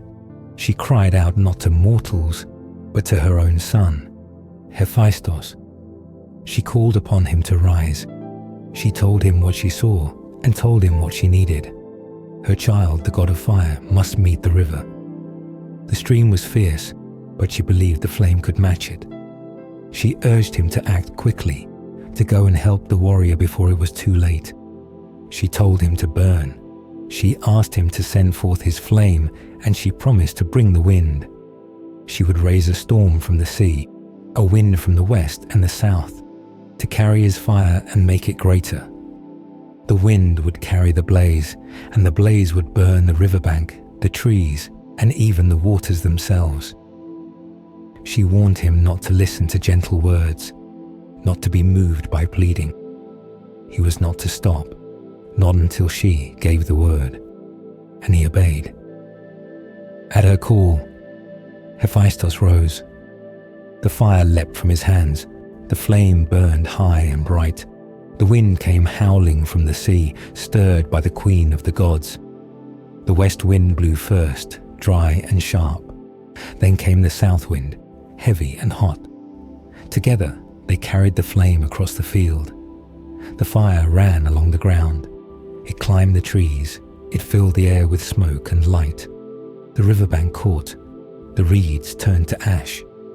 And then the fire met the water. The river hissed. Steam rose like fog. The current buckled and boiled. The god of fire stood firm, sending flame upon flame. He did not speak. He did not listen. He threw his fire onto the stream itself, and still the river fought. But the fire would not be stopped. The heat poured out in waves. The blaze crackled and roared. The battle between water and flame raged under the sky. The river cried out. The stream swelled with fury, but the fire pushed forward, and the wind carried it on. It burned the grass. It burned the banks. It scorched the air. The fire swirled with the wind, and the wind swirled with the smoke. Flames danced over the surface of the water, and the god of fire did not stop. His arms did not tire. His flame did not fade. At last, the river could fight no more. The current slowed. The water cooled. The fire dimmed, but only because it had done what it was meant to do. The warrior was saved. The flood was turned back, and the god of fire stood tall, his hands blackened, his breath steady. His mother's call had been answered. His fury had not failed, and the field was left marked by both water and flame. So the forge once used to shape weapons now shaped the course of the battle itself, and the fire that once made a shield now rose to defend the one who bore it. In the end, the god who limped did not waver. He stood between storm and stream, and his fire told the tale. Inhuman fire spread across the plain. It came not from the hand of man, but from the god who worked with flame. First, he cast his fire across the battlefield, where the fallen lay thick upon the earth, their bodies piled and scattered, cut down by the hand of the warrior whose rage had darkened the sky. The fire touched them all. It burned the countless dead, their forms blackening beneath the heat. No part of the plain was spared. The grasses curled, the dirt cracked, and the rich soil of the river valley turned to dry ash beneath the roaring flames. The water that once ran wide and full began to feel the heat pressing close. The stream narrowed, the flow faltered. The shining surface drew tight, choked by the spreading fire and the rising smoke. The entire land lay open to the flame. The ground that once drank gently from the river now recoiled beneath the burning breath of the god of the forge. The fire crept forward, not with panic, but with steady, deliberate hunger. It moved not just across the dead, but toward the living water. Hephaestus, master of the forge, turned his attention to the river itself. With each breath of his bellows, the fire roared louder. It swept through the groves beside the stream. The trees caught one by one. The elms were the first to go, tall and quiet until the flame took hold. Then the willows followed, their slender branches twisting as they turned to coal. The tamarisks, thick with leaves, caught fire in long tongues of heat. The low plants at the river's edge, the clover, the rushes, the galingale, crumbled into black husks. Everything that grew near the water, everything that leaned toward the gentle current, was now scorched under the force of divine fire. Within the stream, the fish turned in terror. The eels twisted, their bodies jerking in pain. The smooth current became a trap of heat and smoke. The water bubbled, and from it the fish leapt, throwing themselves into the air, seeking escape from the suffocating heat. But there was nowhere to go. The blast of fire drove them back into the boiling river. The air was thick. The trees hissed as their sap turned to steam. The fish cried out with no voice. They leapt in all directions. The whirlpools that once danced with light now churned with pain. The river itself began to suffer. Its strength weakened. Its current slowed. The god of the river, mighty and old, could feel the flame biting into the edges of his being. He felt the heat against his flow. The surface of the water steamed. The depths boiled. The burning flame had reached his very heart, and now he cried out. He raised his voice to the heavens. He called out to the god of fire by name. He confessed what no other god had said. He could not stand against this fire. No one could. No immortal could battle this kind of flame. He called out in surrender. He told the god of fire to end it. He would yield. Let the warrior take the city. Let the mortal complete his purpose. The river, ancient and strong, no longer wished to resist. He said he had no part in the quarrel. He had not caused the anger. He had not challenged the flame. and now he begged for release. Even as he spoke, he burned. His waters swirled and foamed. The beautiful flow that once shimmered under the sun now roiled like a cauldron, like a pot balanced over a roaring fire, dancing and shaking as dry sticks blaze beneath it, melting fat and boiling wine. So too the lovely river seethed. The water would not flow. It stopped, held still under the force of the heat. The breath of the bellows blew strong, and the fire would not rest. Hephaestus stood firm, the flames rising higher, his will unshaken. And then the river turned again, not to Hephaestus, but to Hera. With desperate voice, he called out to her. Why, he asked, had her son come against him? Why had she sent fire to punish water? He had not wronged her. Others stood by the Trojans, not just he. Yet it was his waters that were being torn apart. He promised her peace. If she would only order it, he would step back.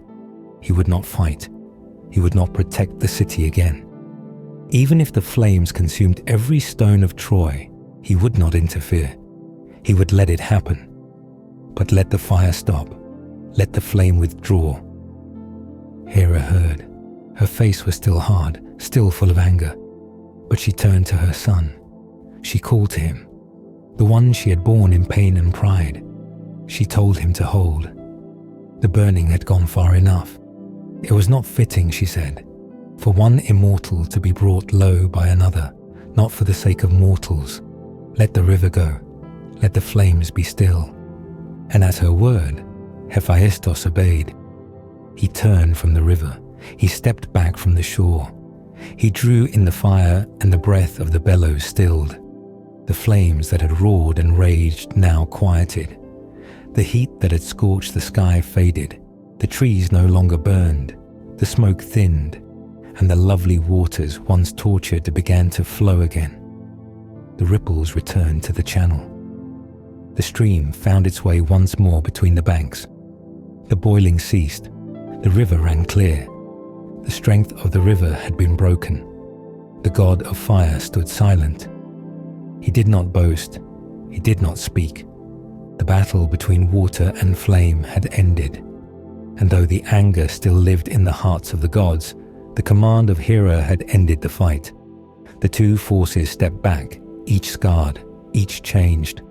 The plain, once green and wide, now lay scorched and steaming, marked forever by fire. Elsewhere, the warrior set aside his long-held wrath. The woman taken from him was returned. Briseis came back to him, and with her return came silence. He did not weep. He did not speak. He took up the armor forged for him in the heart of fire. The god had made it for vengeance. And now the warrior put it on, piece by piece. The shield caught the light. The helmet gleamed. The city still stood, but the fire was not yet done. It waited in bronze and ash, quiet, until the warrior moved again, and the field, once full of life, now whispered only smoke. Driving the Trojans in a single great wave, the mighty warrior pressed them all toward the river Scamandros, sweeping through their ranks with such force that many fell before him, their bodies tumbling and crashing into the current. The river, once calm and flowing, became clogged with the fallen. Blood darkened its waters. The reeds at its edge bent under the weight of death. In his fury, the warrior left no space for retreat. There was no pause, no mercy. The Trojans, caught between his rage and the river's bank, were overwhelmed. The river, sacred and alive, felt this invasion upon its waters and began to stir with anger. No longer a silent stream, Scamandros rose, lifting its waves high, churning its depths and swelling beyond its bounds. Its clear waters turned violent, rising against the warrior like a living wall. But it was not to be a battle of mortal against river alone.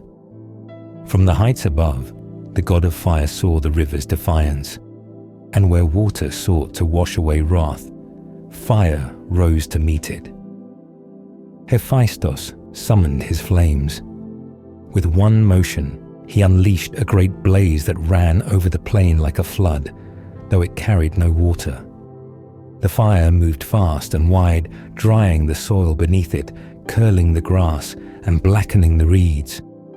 It did not flicker, it roared. The heat of it filled the air, chasing every cool breath away. It rolled with power toward the river, and the river, for all its strength, began to shrink before the fire's touch. In another time and place, far from the battlefield, a painting hung in the city of Neapolis.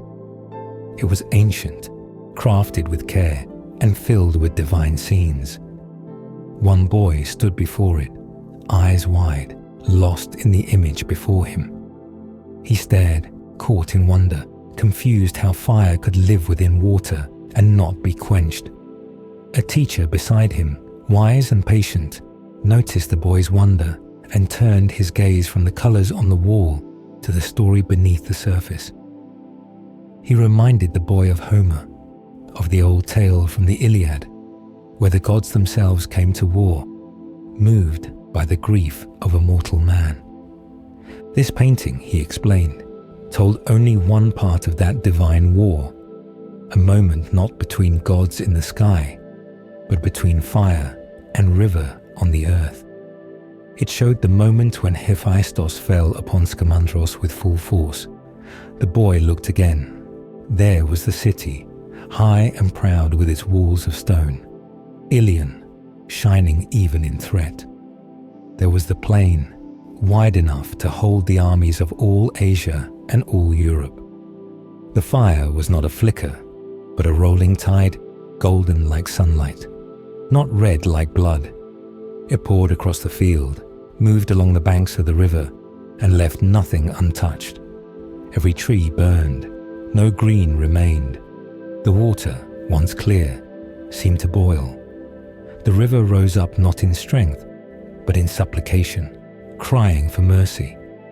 The river in the painting had no long hair flowing, for it had been burned away, and Hephaestus, no longer the limping craftsman, was running swift and sure. The fire that poured from him shone not like ordinary fire, but like something divine, like light cast from gold, like the beams of the sun at its peak. In this image, the artist had stepped beyond Homer's words, taking inspiration and shaping it into vision.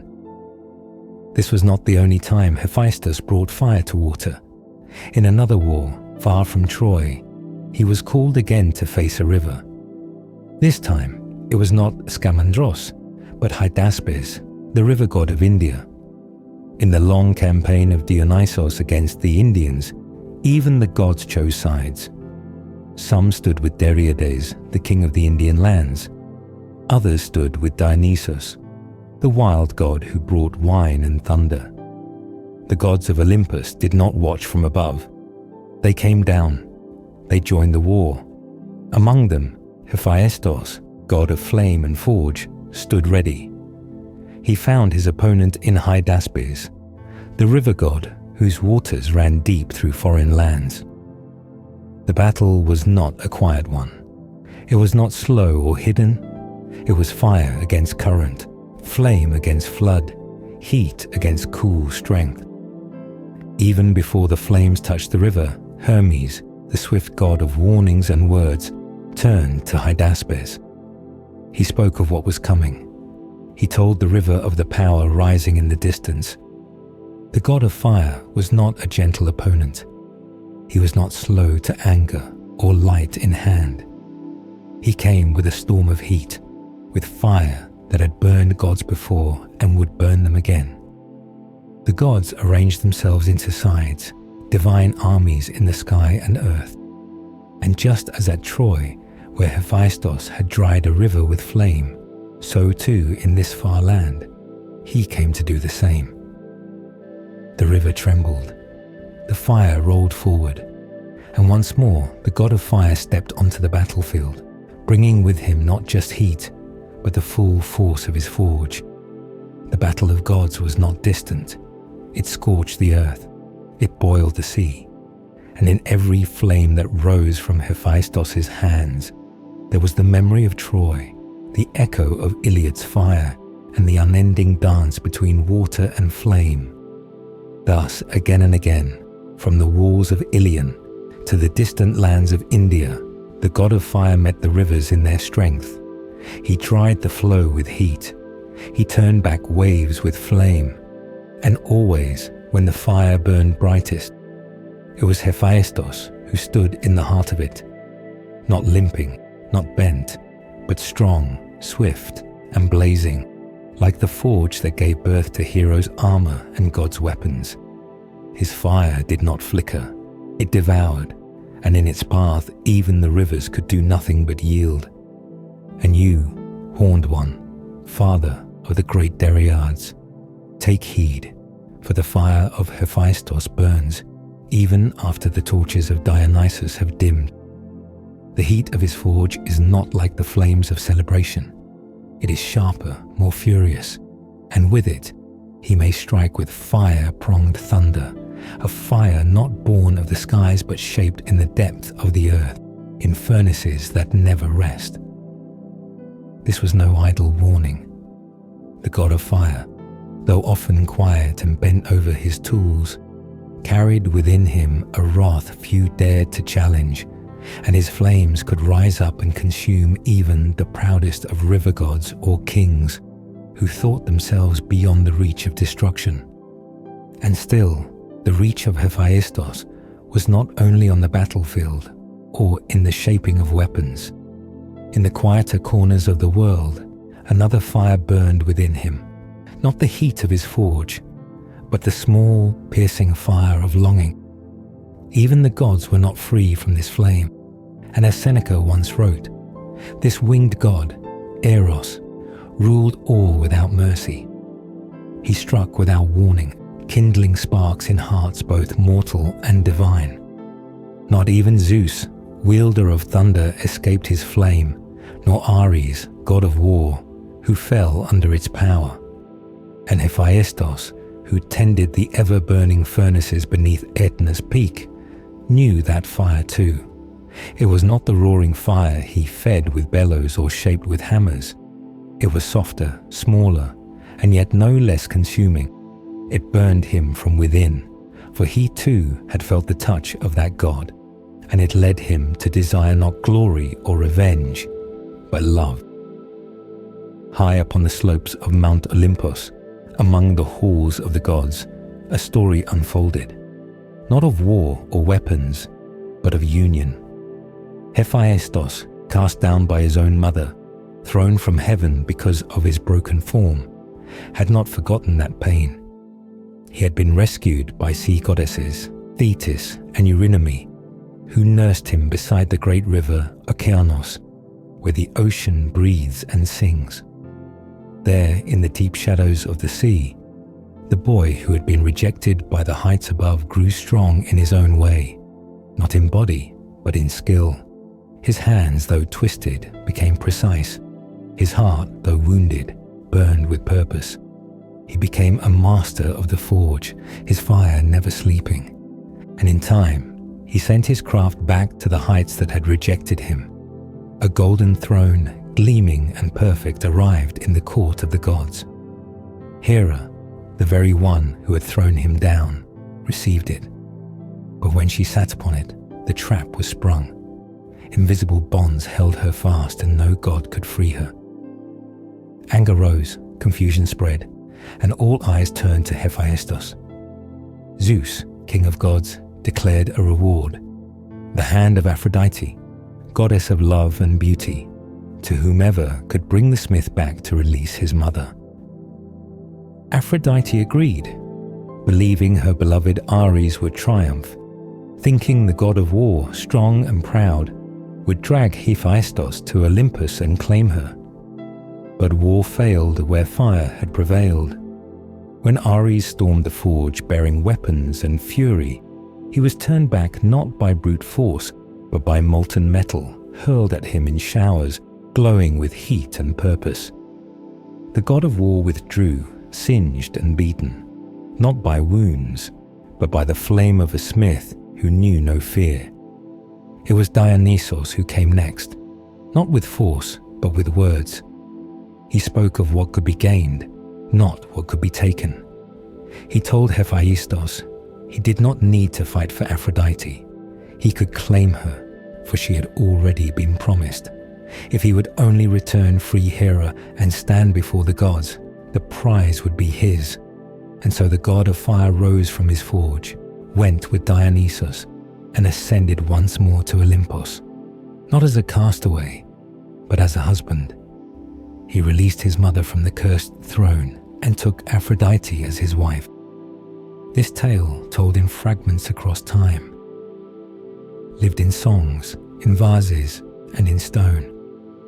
In Homer's lines, Hephaestus spoke bitterly of the price he had paid, the gifts he had offered, the love he had been granted not through affection, but through bargain. In a chalice deep and wide, a cup of glowing gold, he poured his craftsmanship, and with it the memories of pain and pride. It was his masterpiece, and he laid it before Zeus on the day the goddess of love became his bride. In the temple of Dionysus at Athens, there were paintings still that told the tale. One of Dionysus, walking with Hephaestus, returning him to the heights. It showed not a god of war, not a broken figure limping behind, but a god rising, proud and calm, his fire tempered with something else. The legend said he had refused all others, that he had heard pleas and promises, but listened only to the one who offered him a place, not just as a smith, but as one who could be loved. So the god of fire, who forged blades and burned rivers, who dried up the streams of Scamandros and fought in battles among gods, also knew the quiet war of longing. The one who bent flames to his will had bent once to the will of his own heart. And while many remembered him for his weapons, for the shield that shone brighter than the sun, for the armor that turned tide of war, few remembered the golden throne that brought him back to the skies. Few remembered that it was not war, but love that brought the smith of heaven into the arms of the goddess of beauty, even if only for a time. And after making him drunk, Dionysus brought him to heaven. The one god in whom Hephaestus placed his trust had used not force nor threats, but wine, warmth, and festivity to bring him back to the place he had once been cast from. And so, in the haze of drunken joy, Hephaestus ascended once more to the realm of the gods, seated upon a mule, while the gods waited to see if he would release the one who had long ago rejected him, his own mother, who now sat helplessly trapped on the golden throne he had forged. When the god of wine led him before the council, he did not resist. Though he had once refused and held his silence, now he could not deny what was asked. In the midst of divine eyes and golden halls, he released her from the throne's invisible bonds. And in return, the king of the gods offered him a choice. Any gift, any reward. It was to be his alone. Yet among the gods, one urged a specific choice. The lord of the sea, not fond of the goddess of wisdom, suggested that Hephaestus ask for her hand. But in the deeper telling, it was not the warrior goddess who had been promised. It was the goddess of beauty, the one whose name stirred hearts, the one who stood as the prize from the beginning, Aphrodite. And though war and strategy had tried to claim her, it was not by arms or cunning that the marriage was sealed. On an ancient vase, her image stood, waiting as the mule approached, her expression poised, her presence radiant. Behind her, Ares sat humbled, defeated not in battle but by rejection, his posture low and silent. Athena, ever proud, stood apart, her gaze sharp and cold, watching the scene unfold. And in the center, Dionysus led Hephaestus, seated not as a warrior, but as a craftsman, arriving not by conquest but through choice. So the marriage was made. He, the god of fire, the divine builder, took Aphrodite as his wife, and together they lived in a palace he built with his own hands. Deep in Olympus it stood, a marvel of craftsmanship shaped in bronze and silver, polished by divine fire, glowing with a light that flickered even in the brightest halls. Within its walls she slept, and beside her he laid, her husband, her builder, her master in name. When others came, they passed through this palace. Even the queens of Olympus, Hera and Athena, once stood before it, pausing before the chamber that held the goddess of love and the god who had made her his bride. They were guests in a home that was not won by lineage or rule, but by fire and patience, and perhaps a little wine. And yet, the love between them was not simple. For Aphrodite, though wed, was not bound in heart. In secret and in shadow, she wandered. But even then, Hephaestus did not rage as gods of war might have. His heart burned, but it was a slow flame, one shaped by years of rejection and solitude. Still, he found pride not only in his marriage, but in the reverence his work inspired. For when men lit fires and cast offerings, it was to her and to him they sang. In Lemnos, his sacred island, the fires burned in his name. When the Argonauts came and desire stirred in the hearts of the widowed women, it was she who planted those longings. But it was also he she sought to please. The goddess of desire remembered her husband then, not as a flame to be feared, but as one who could bring life back to a land left barren. Through her charm and his favor, the island was filled again, and songs rose to honor both names. Even in faraway lands, his fire was known. In the high stories of Rome, where Aeneas wandered and battles brewed, it was she who turned to him once more, not as a wife, but as a mother. She came softly to the bed they once shared, where golden pillars framed their chamber and divine breath hung in the air. She did not plead with words alone. Her arms, cold as snow and soft as clouds, wrapped around him, speaking in the oldest language, the touch of longing. And though he hesitated, though he did not give in at once, she knew the fire that still flickered in him. She caressed, she whispered, she stirred the embers of desire. And in time, he gave in, not out of command, not out of duty, but because even the smith whose hands had shaped weapons for heroes still remembered the curve of her neck, the warmth of her skin, the smile that had once promised something more. He rose, returned to his forge, and crafted arms not for himself, not for war, but for her son, a gift of protection, a suit of strength, made not with anger, but with care. In these quiet moments, the god of fire showed his truest nature, not just in battle, not just in vengeance, but in creation. He was the god who had been thrown down, who had risen again, the god who loved and who forged and who endured, the god who sat upon a mule, drunk on joy, and entered heaven not as a warrior, but as a builder of fate. And though the fire he tended burned hot and wild, it also glowed steady, warming the world in silence. And so the story of Hephaestus did not end in war or wrath, but in quiet return, in a palace lit by golden flames, beside a goddess who, for a time, was his, and was sitting upon the shining couch when Ares arrived, moving with haste, burning with desire. The room was quiet, the air warm, the bed inviting, and with the god of the forge now far away, there was nothing to stop them.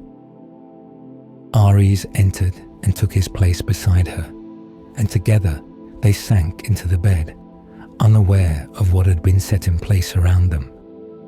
The chains lay hidden, light as breath, invisible even to the eyes of the gods, hanging in silence from the beams wrapped around the posts.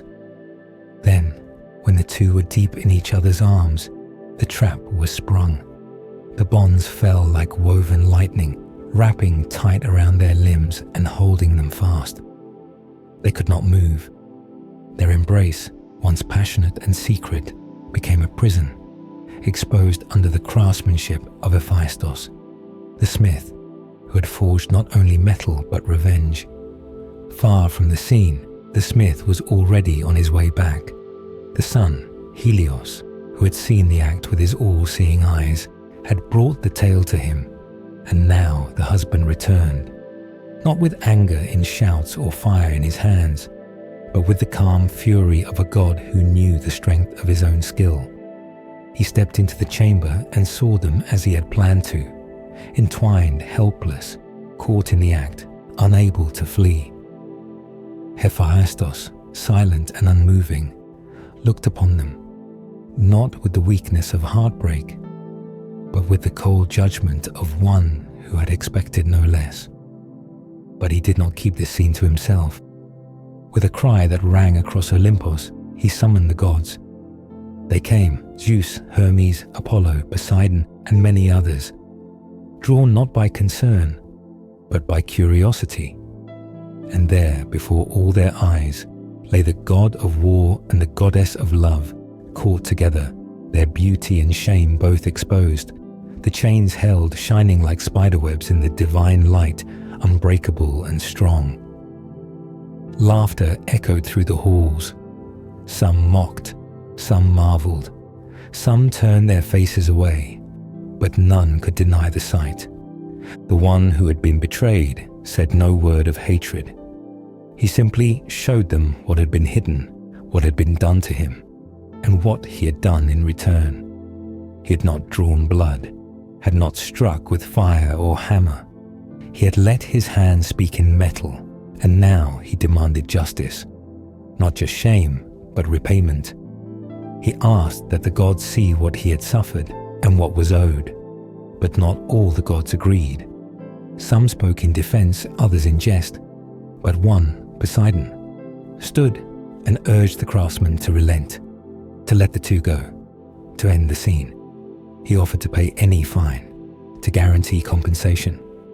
And so, after the promise was made, Hephaestus released the chains and the lovers fled, their names now bound in story forever. Even after this, the tale lived on. For the child that had once been expected, a son shaped by the forge bearing his father's limb, never came. Instead, from the union of love and war, there came a winged god, Eros, whose feet were whole and swift, who flew not like his father, but like the messenger of the gods, Hermes.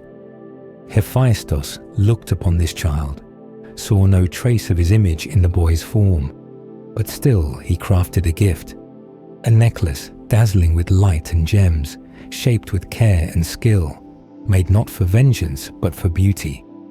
He gave it to the goddess as a bridal gift for their daughter Harmonia, whose wedding would one day echo with joy and curses. For evening gifts, Hephaestus left marks no one else could see. Time passed, but the fire in the god's forge never dimmed. He worked in silence, building for gods and heroes, making weapons, shields, palaces, thrones, even traps. He was not the loudest among the gods, nor the swiftest or most fair, but in his forge he was unmatched. He had been thrown down from the heavens at birth, rejected for his twisted legs, raised by sea goddesses, shaped by solitude and fire. And yet, in every story, whether of love, war, or betrayal, his hands left a mark. The fire in his chest, once kindled by the touch of a goddess, had not died, but it had changed. No longer a flame for desire, it became a steady heat, one that shaped gold, one that bound gods, one that glowed even when all others faded. And though he was not loved as others were, and though his name was not sung in the same sweet tones as those of love or light, he remained. The god of fire, of creation, of craftsmanship, the one who could trap the goddess of love and shame, the god of war, not with wrath, but with wires. And in the quiet of his forge, far from the laughter of the gods, he worked on. The metal rang beneath his hammer, sparks danced in the air, and with each strike, a new story was born, as is owed for this offense in your eyes and before the gods. But Hephaestus, still burning with shame and grief, kept his grip on the chains, refusing to release them. He looked upon the two gods tangled in his bed and felt no joy in his cleverness, only a heavy sorrow, heavier than metal. Still, Poseidon urged him. The god of the sea, who usually stood firm in storms, now stood soft with reason, asking for peace, offering repayment, swearing to ensure that justice would be carried through. And so slowly, the anger in the heart of Hephaestus began to cool. Not because he forgave, not because the pain was gone, but because he saw that even among gods, shame must end, and life must go on. He looked at the gods who stood outside his house, smiling, whispering, laughing, and he looked at the two who lay inside, frozen not by love, but by exposure. Hephaestus had made his point. He had shown them all that cleverness could do what strength could not, that the lame could catch the swift, that betrayal could be bound. Finally, with a deep breath and a glance that said more than words ever could, he lifted the bindings. The golden nets, fine as hair and strong as fate, slipped away from their limbs. Ares and Aphrodite rose quickly, shame painted on their immortal faces. They said nothing. They did not meet his eyes. They simply vanished, separating like smoke into the sky. The gods who had gathered outside began to break apart, their laughter fading like echoes in a temple. Each one took with them a lesson, though none said it aloud.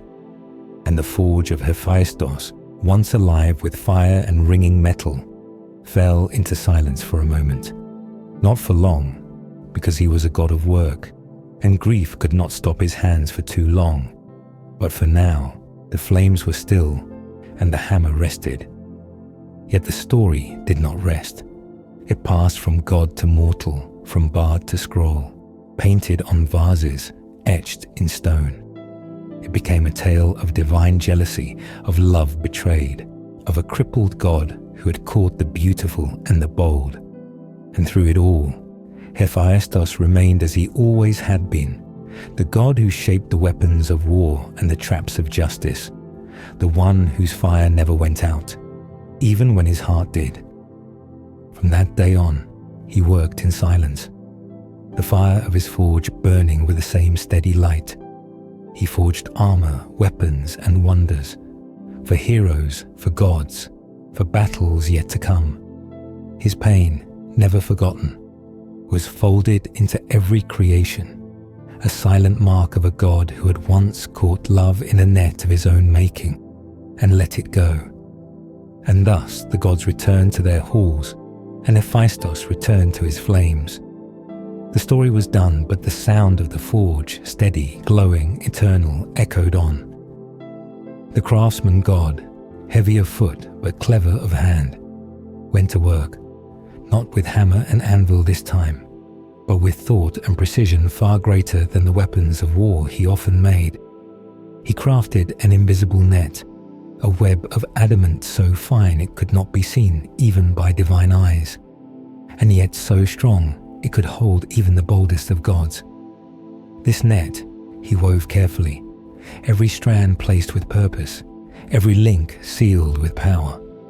He set it around his bed, covering the place where betrayal had settled, anchoring it to the posts and ceiling, stringing it so that it would fall quietly, silently, and without warning.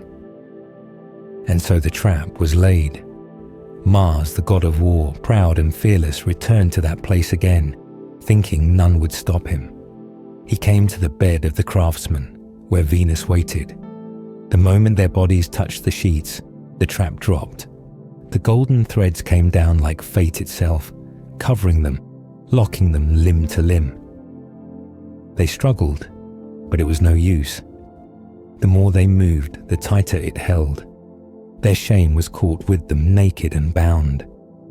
The craftsman returned, silent at first, watching from the doorway. Then, with voice echoing like hammer on bronze, he called to the heavens, not to seek comfort, but to summon witness. One by one, the gods came. Some came in shock, others in laughter, a few in silence, unwilling to meet his gaze. He showed them what had been done to him.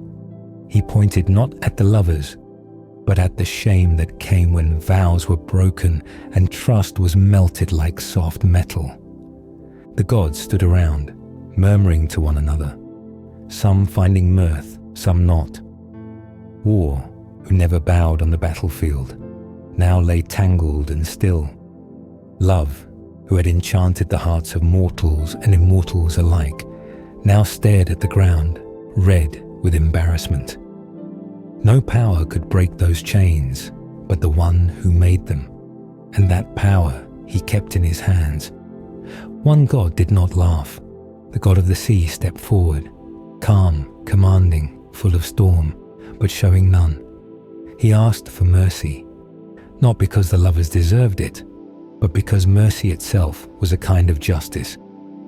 He asked the craftsmen to release them, and promised with a voice as steady as tides that if the war god did not pay the debt owed, he himself would. The craftsman hesitated. He spoke the truth as only one betrayed can speak it. That trust once broken is hard to repair. That promises made by liars are often lies themselves. But the sea god, unbending, repeated the vow, not with force, but with certainty. He would pay the price if the other would not.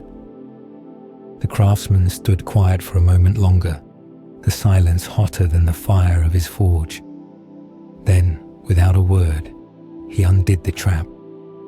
The net fell away as if it had never been there, and the lovers fled like smoke before wind.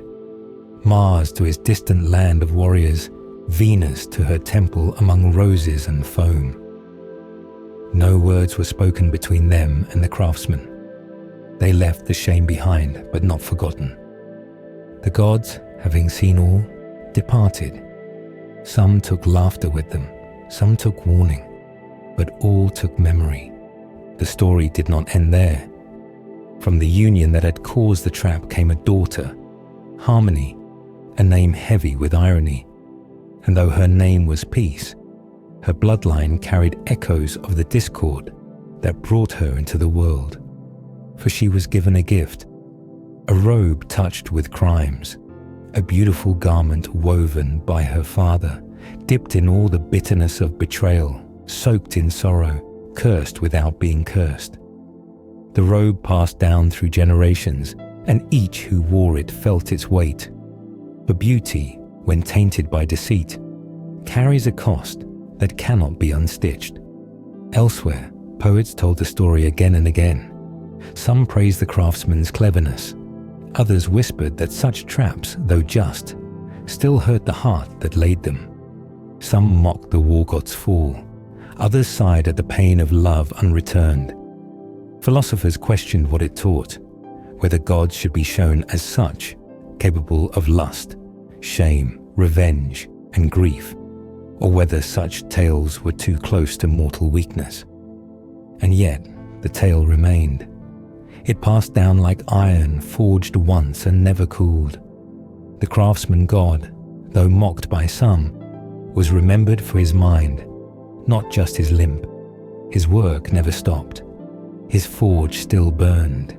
He shaped helmets, shields, and blades that would change the fate of heroes. But behind every strike of the hammer, there echoed the memory of a bed, a net, and the laughter of gods who had seen too much. He did not seek vengeance again, but he also never forgot. And from that moment on, the fires of his forge glowed not only with heat, but with heartbreak. And in every weapon he forged, in every masterpiece he made, there was always a trace of that golden thread, unseen but unbreakable.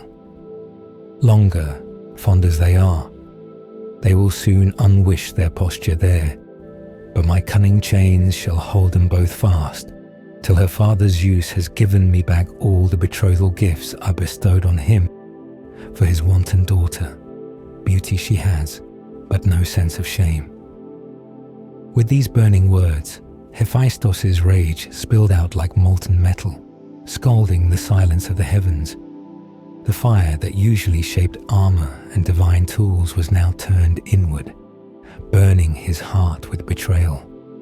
It wasn't just anger at the act, it was the laughter he knew would follow, the whispers that would never end, the shame of being made the fool among immortals. So he called them all, each and every god, to witness the truth with their own eyes. One by one they came.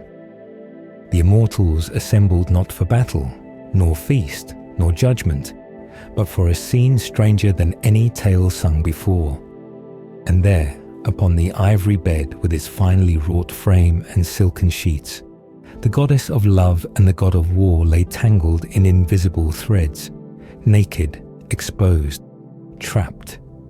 The net gleamed faintly in the divine light, its bronze strands thinner than hair, yet stronger than fate. Every limb, every hand, every joint bound together, not just in flesh, but in shame. The laughter erupted almost immediately. It was not cruel, but it was loud, and it echoed from the golden halls of Olympus down to the stars. The gods could not resist the irony.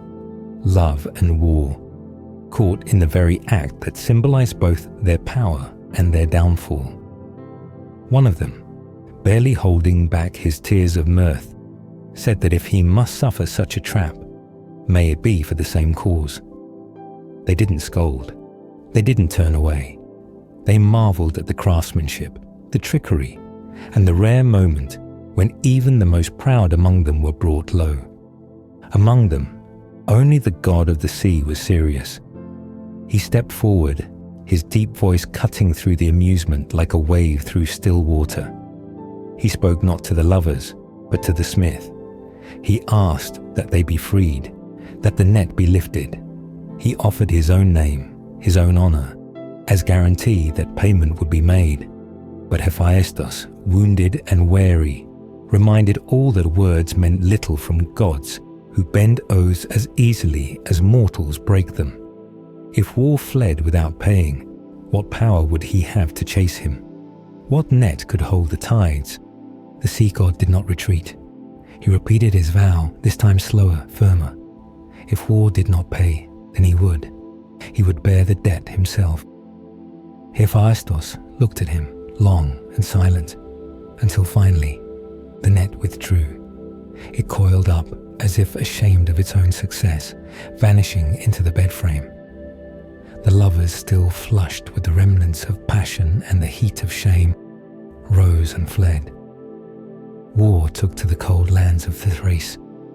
Love returned to her sacred isle, where perfume masked discomfort and rituals offered distraction. But for Hephaestus, nothing was restored. Not truly. The bed remained empty, the chambers quiet. The fire of the forge was lit again, but it burned with a different color now, one not born of coal or divine spark, but of heartbreak. He worked again, because he must, because that was his way. But each ring of the hammer echoed not just across metal, but inside his chest. The gods talked of it for ages. It became one of their most shared stories, not in scorn, but in awe. They spoke of the net, of the cleverness of its weave, of how slow had caught swift, how mind had outmatched might. But for Hephaestus, it was no story. It was the memory of giving everything, skill, gift, vow, only to watch it twist into betrayal. Others wrote of it too.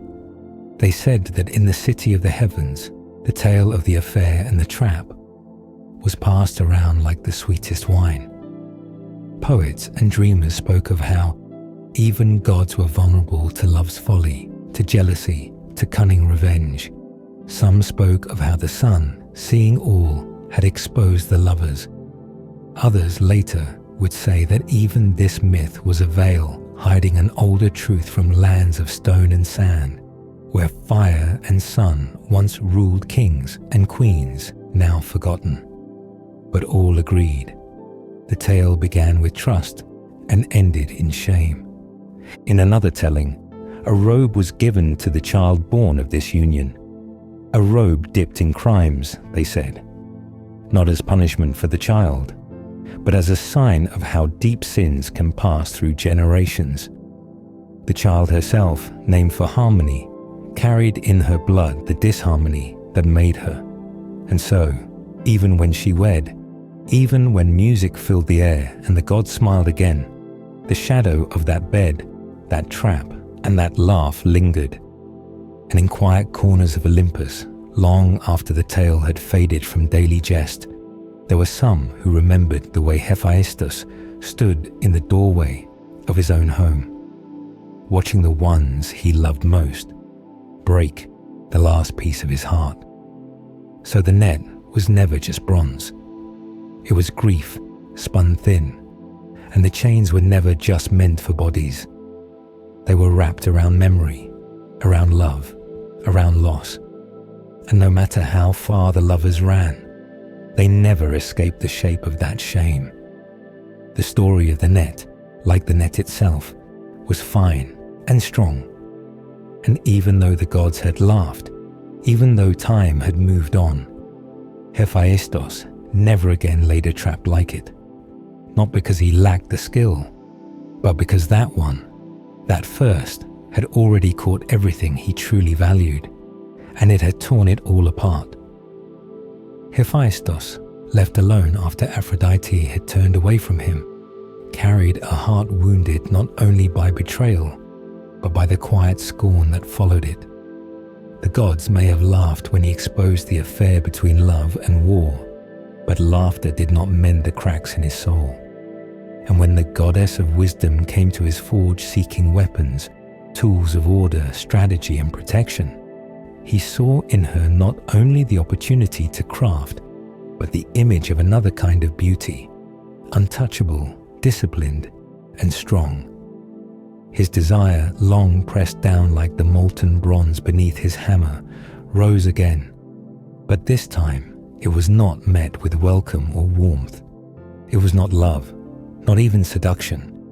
It was the lonely pull of a broken heart grasping for something it could not hold. As she came with purpose, requesting only the shaping of armor, he misread the moment. Deserted by one goddess, he tried to seek comfort in another. But the goddess of wisdom was not one to be won by fire or force. She fled as he reached for her, running faster than even the fire god's frustration could match. He chased, but she was quick, and the attempt, like his love for Aphrodite, ended in shame. But from that strange moment, something else happened, something none had planned. In his pursuit, he spilled his seed upon the earth, and the earth, ancient and all-receiving, took it in. From that meeting, not of union, but of a mistake, rose a child, Erichthonius, born of fire, wisdom, and soil. Some said he was the child of Hephaestus and the land itself. Others whispered he was the child of fire and virgin wisdom, born not of embrace, but of accident. Whatever the tale, the child was hidden in a chest and given to the daughters of men, to be raised in secret until the time came for him to walk among kings. His birth, like the love of his father, came not from joy but from imbalance, a blending of things that were never meant to meet, yet could not help but shape fate. And yet, even after Aphrodite had left him, even after Athena had turned away, Hephaestus's connection to that earlier betrayal was not yet finished. For the child of love and war, Harmonia, stood as a constant reminder of what he had once lost and what had been born in that fire of betrayal. The god of the forge, though never again husband to love, still bore within him a memory that could not be melted down or reshaped. On the day of Harmonia's wedding, the gods brought gifts, and so did Hephaestus. Among them, he crafted a necklace, exquisite and gleaming, forged with the kind of mastery only he possessed. It shone with gems and held beauty that rivaled even the stars. But within its links lay not only craftsmanship, but curse. For though it was shaped with skill, it was also made with memory, with the pain of a husband who'd been betrayed, and the bitter knowledge that even the birth of love's child brought no peace to him. That necklace was given to Harmonia on her bridal day, a gift wrapped in brilliance but soaked in sorrow. It would pass from hand to hand through generations, carrying misfortune wherever it went, for it had been born, not in joy but in vengeance disguised as beauty. And the god who made it, who had once crafted thrones for kings and arms for heroes, now sat in silence, his anger cooled but not forgotten. No punishment had truly come to those who wronged him. The chains had broken, but the offense had remained. The lovers had fled, and the shame had stayed. And so he placed his sorrow in the necklace, not to strike, but to remind, not to destroy, but to mark. And through that chain, the memory of betrayal lived on. This was not the end of his wounds, nor the last of his strange entanglements. For even as he worked, he carried the shadow of his isolation, a loneliness forged not by choice, but by the laughter of those who never felt the sting of being mocked for love. And when he gave the necklace to the child of his former wife, he gave her not only a gift, but a piece of the grief he had carried too long. Though no longer bound to Aphrodite, Hephaestus' story with her continued in echoes. In every tale told of love's fire and war's desire, there was still a place for the one who had forged the chains. Not just the metal ones, but the ones no eye could see. Chains of memory, chains of hurt, chains of longing. Even the gods, in all their light and power, could not escape the weight of such things. For while they walked in golden halls and danced in immortal feasts, Hephaestus remained in the forge, his hammer striking against an anvil that no longer rang with pride, but with remembrance. And though he crafted wonders, his heart knew that no armor could shield against betrayal, no net could hold love, and no flame could melt what had once been broken. So the fire of Hephaestus kept burning, steady and quiet, beneath the mountains and beneath the myths, shaping not only tools but truths. The truths that even gods can be wounded, that even beauty can be blind, and that even the finest craftsman, in all his skill, cannot forge a heart anew once it has been shattered. And through it all, the necklace remained, a shining thread of sorrow passed from mother to daughter, from bride to bride, always gleaming, always cursing, always reminding.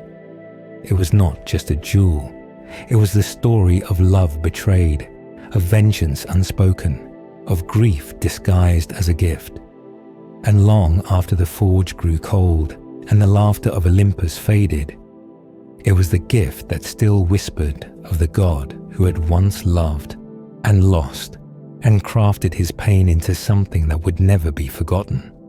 When he finally caught up to her, it was only with great effort, for he was lame and his movements slower than most. His desire burned with the kind of desperation that came not from love returned, but from a heart long denied. She, on the other hand, was the image of self-control, untouched and guarded, holding fast to her vow of virginity with the unyielding strength of a goddess. As he reached out to her, attempting to make her his, she resisted without hesitation, refusing him with the full might of her divine dignity. But the fire within him had already risen too far, and though she stopped him, his body gave way. In that moment of failure, his seed spilled, not into her, but onto her leg. Disgusted by what had happened, she wiped it off using a piece of wool, and without looking back, she threw it away, casting it down to the earth as she fled. And it was there, on the ground, that something unexpected took place. The seed, rejected by the goddess but received by the soil, sank into the earth. The earth, ancient and fertile, took it in without resistance. From this strange and unintentional union, a child was born, not from love, not from intention, but from accident and divine error. This child, who had no true mother nor a proper union to mark his birth, was called Hephaestus. He was born of fire and wisdom, from the rejected lust of a god and the untouched dignity of a goddess, and yet the earth herself bore him as her own. Knowing that this was no ordinary child, and aware of the shame and mystery that surrounded his birth, the goddess decided to hide the child. She placed him in a wooden chest and sealed it shut. The chest, locked and covered, was given to the daughters of the ancient king to guard, and they were told not to look inside. The goddess believed the secret of the boy's origin should remain hidden, but the mystery surrounding the chest was too great for mortals to ignore, and curiosity soon gave way to disobedience. When the daughters opened it, what they saw drove them to madness, for within was a child with the upper body of a boy and the lower body of a serpent, a child born not wholly of gods nor mortals, but from earth and fire, from resistance and desire. He was not fathered in the way other children were. Men would later say that he had no human father, and that his parents were the god of fire and the earth herself. Others whispered that the goddess of wisdom had borne him in secrecy, though her body had remained untouched. No matter the version, his birth was seen as unnatural and strange, something to be hidden, something to be revered, and something to be feared. His serpent form set him apart from the others. He was not entirely like men, nor fully like gods. He was something in between, mysterious, ancient, and marked by the strange event that brought him into being. In Athens, above the place known as the Kerameikos, stood a temple to the fire god, and beside it, a statue of the goddess of wisdom. The two stood close, bound forever in the memory of that strange pursuit. Those who knew the story understood why they were placed there together. It was not love that joined them, but something heavier, a tale of desire, resistance, shame, and the birth of something entirely new. Artists even carved scenes on great thrones and temples, capturing the moment of the goddess running away and the god chasing her.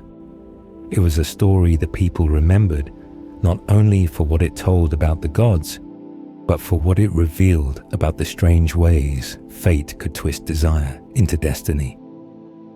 Others recounted the tale with different names and different details. Some said that when the god returned to the council of the gods, brought back drunk by another, he was allowed to ask for anything he desired. And when offered a reward, he asked for the hand of the goddess who had rejected him. She would not yield. She defended her purity with weapons. In the struggle, his seed once again escaped him and fell to the ground. And once more, life took root in the earth. From that seed came the same child, part man, part serpent, named Hephaestus. His very name was said to reflect the moment of his creation. Eris, meaning strife, and Chthon, meaning earth, combined to form the name of a child born from struggle and soil. Though his birth was marked by resistance and confusion, he was not abandoned.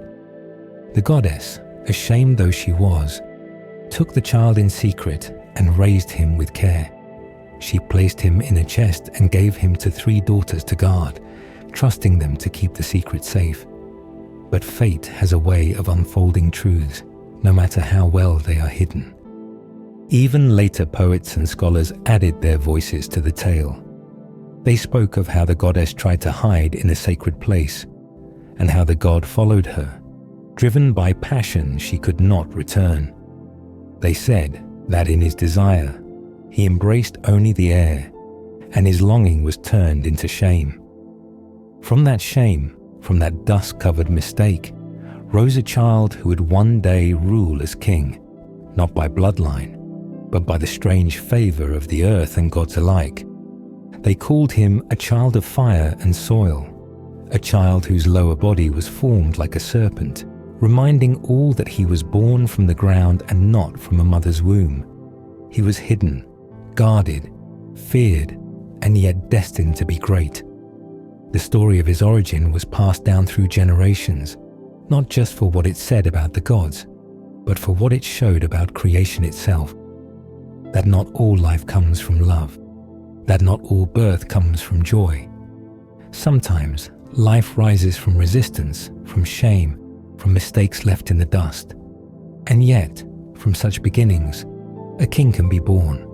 A strange king, yes, but a king all the same. Thus, Erichthonius lived on in the stories of men and gods alike, a reminder of how even the strangest accidents can shape the future, and how even divine shame can leave behind a legacy that time would never erase. His name came from the earth and the struggle that gave him life. It was said that no mother bore him, and that his creation was not like others. He was born not from love, but from resistance and accident. When the seed of the god of fire fell upon the earth during his struggle with the goddess of wisdom, it sank into the ground, and from it rose a child. Because the goddess could not bear the shame of what had happened, she hid the child away, as if he were a sacred object, too dangerous or too mysterious for the world to see. She placed him inside a sealed chest, hidden away from all eyes. She carried the chest in secret and brought it to the daughters of a king, giving it to them with strict instructions. They were to guard it, but under no circumstance were they to open it. The chest became a burden of both mystery and duty. The goddess, known for her control and wisdom, trusted them not because they were strong, but because she believed obedience would be stronger than curiosity. Yet, as with all secrets that burn too bright, the truth would eventually escape its hiding place. Elsewhere, poets spoke of this child, this infant boy born without a mother. He was called the son of the fire god, a baby brought forth by neither womb nor embrace. The Roman poets echoed this, repeating the tale of a child who came into the world in a way that defied all known paths. Some even said that the god of fire and the goddess of wisdom had a child named after the protector of Athens, claiming he would one day be its guardian deity, though born in such a strange and unclean way. In time, the fire god moved on from his shame. Among the gods, he found another to love. Her name was Aglaia, one of the Graces, and she became his wife. She was the youngest of her sisters and was said to be full of beauty, with a kind nature and radiant presence. The poets called her buxom and bright, and they spoke of her as the new light in his life after the dark betrayal he had once known. This new union was not born from trickery or deceit. Instead, it was a quiet bond, one that gave him peace and companionship. When a goddess of the sea once came to the house of the fire god, it was Aglaia who greeted her. With shining grace, she welcomed the visitor into their home. She took her hand kindly, led her inside, and offered her a seat that had been made with great skill, decorated with silver and fitted with a footstool. Her actions showed not only the warmth of their household, but also the place the fire god had finally found, a home filled with respect rather than longing or betrayal. It was a home shaped by craft and held together by calm affection. Others remembered that even before this peaceful time, the god of fire had been paired with one of the Graces. Ancient storytellers said that the shining-voiced poet himself had recorded it, noting how one of the beautiful sisters became the wife of the strong-armed god.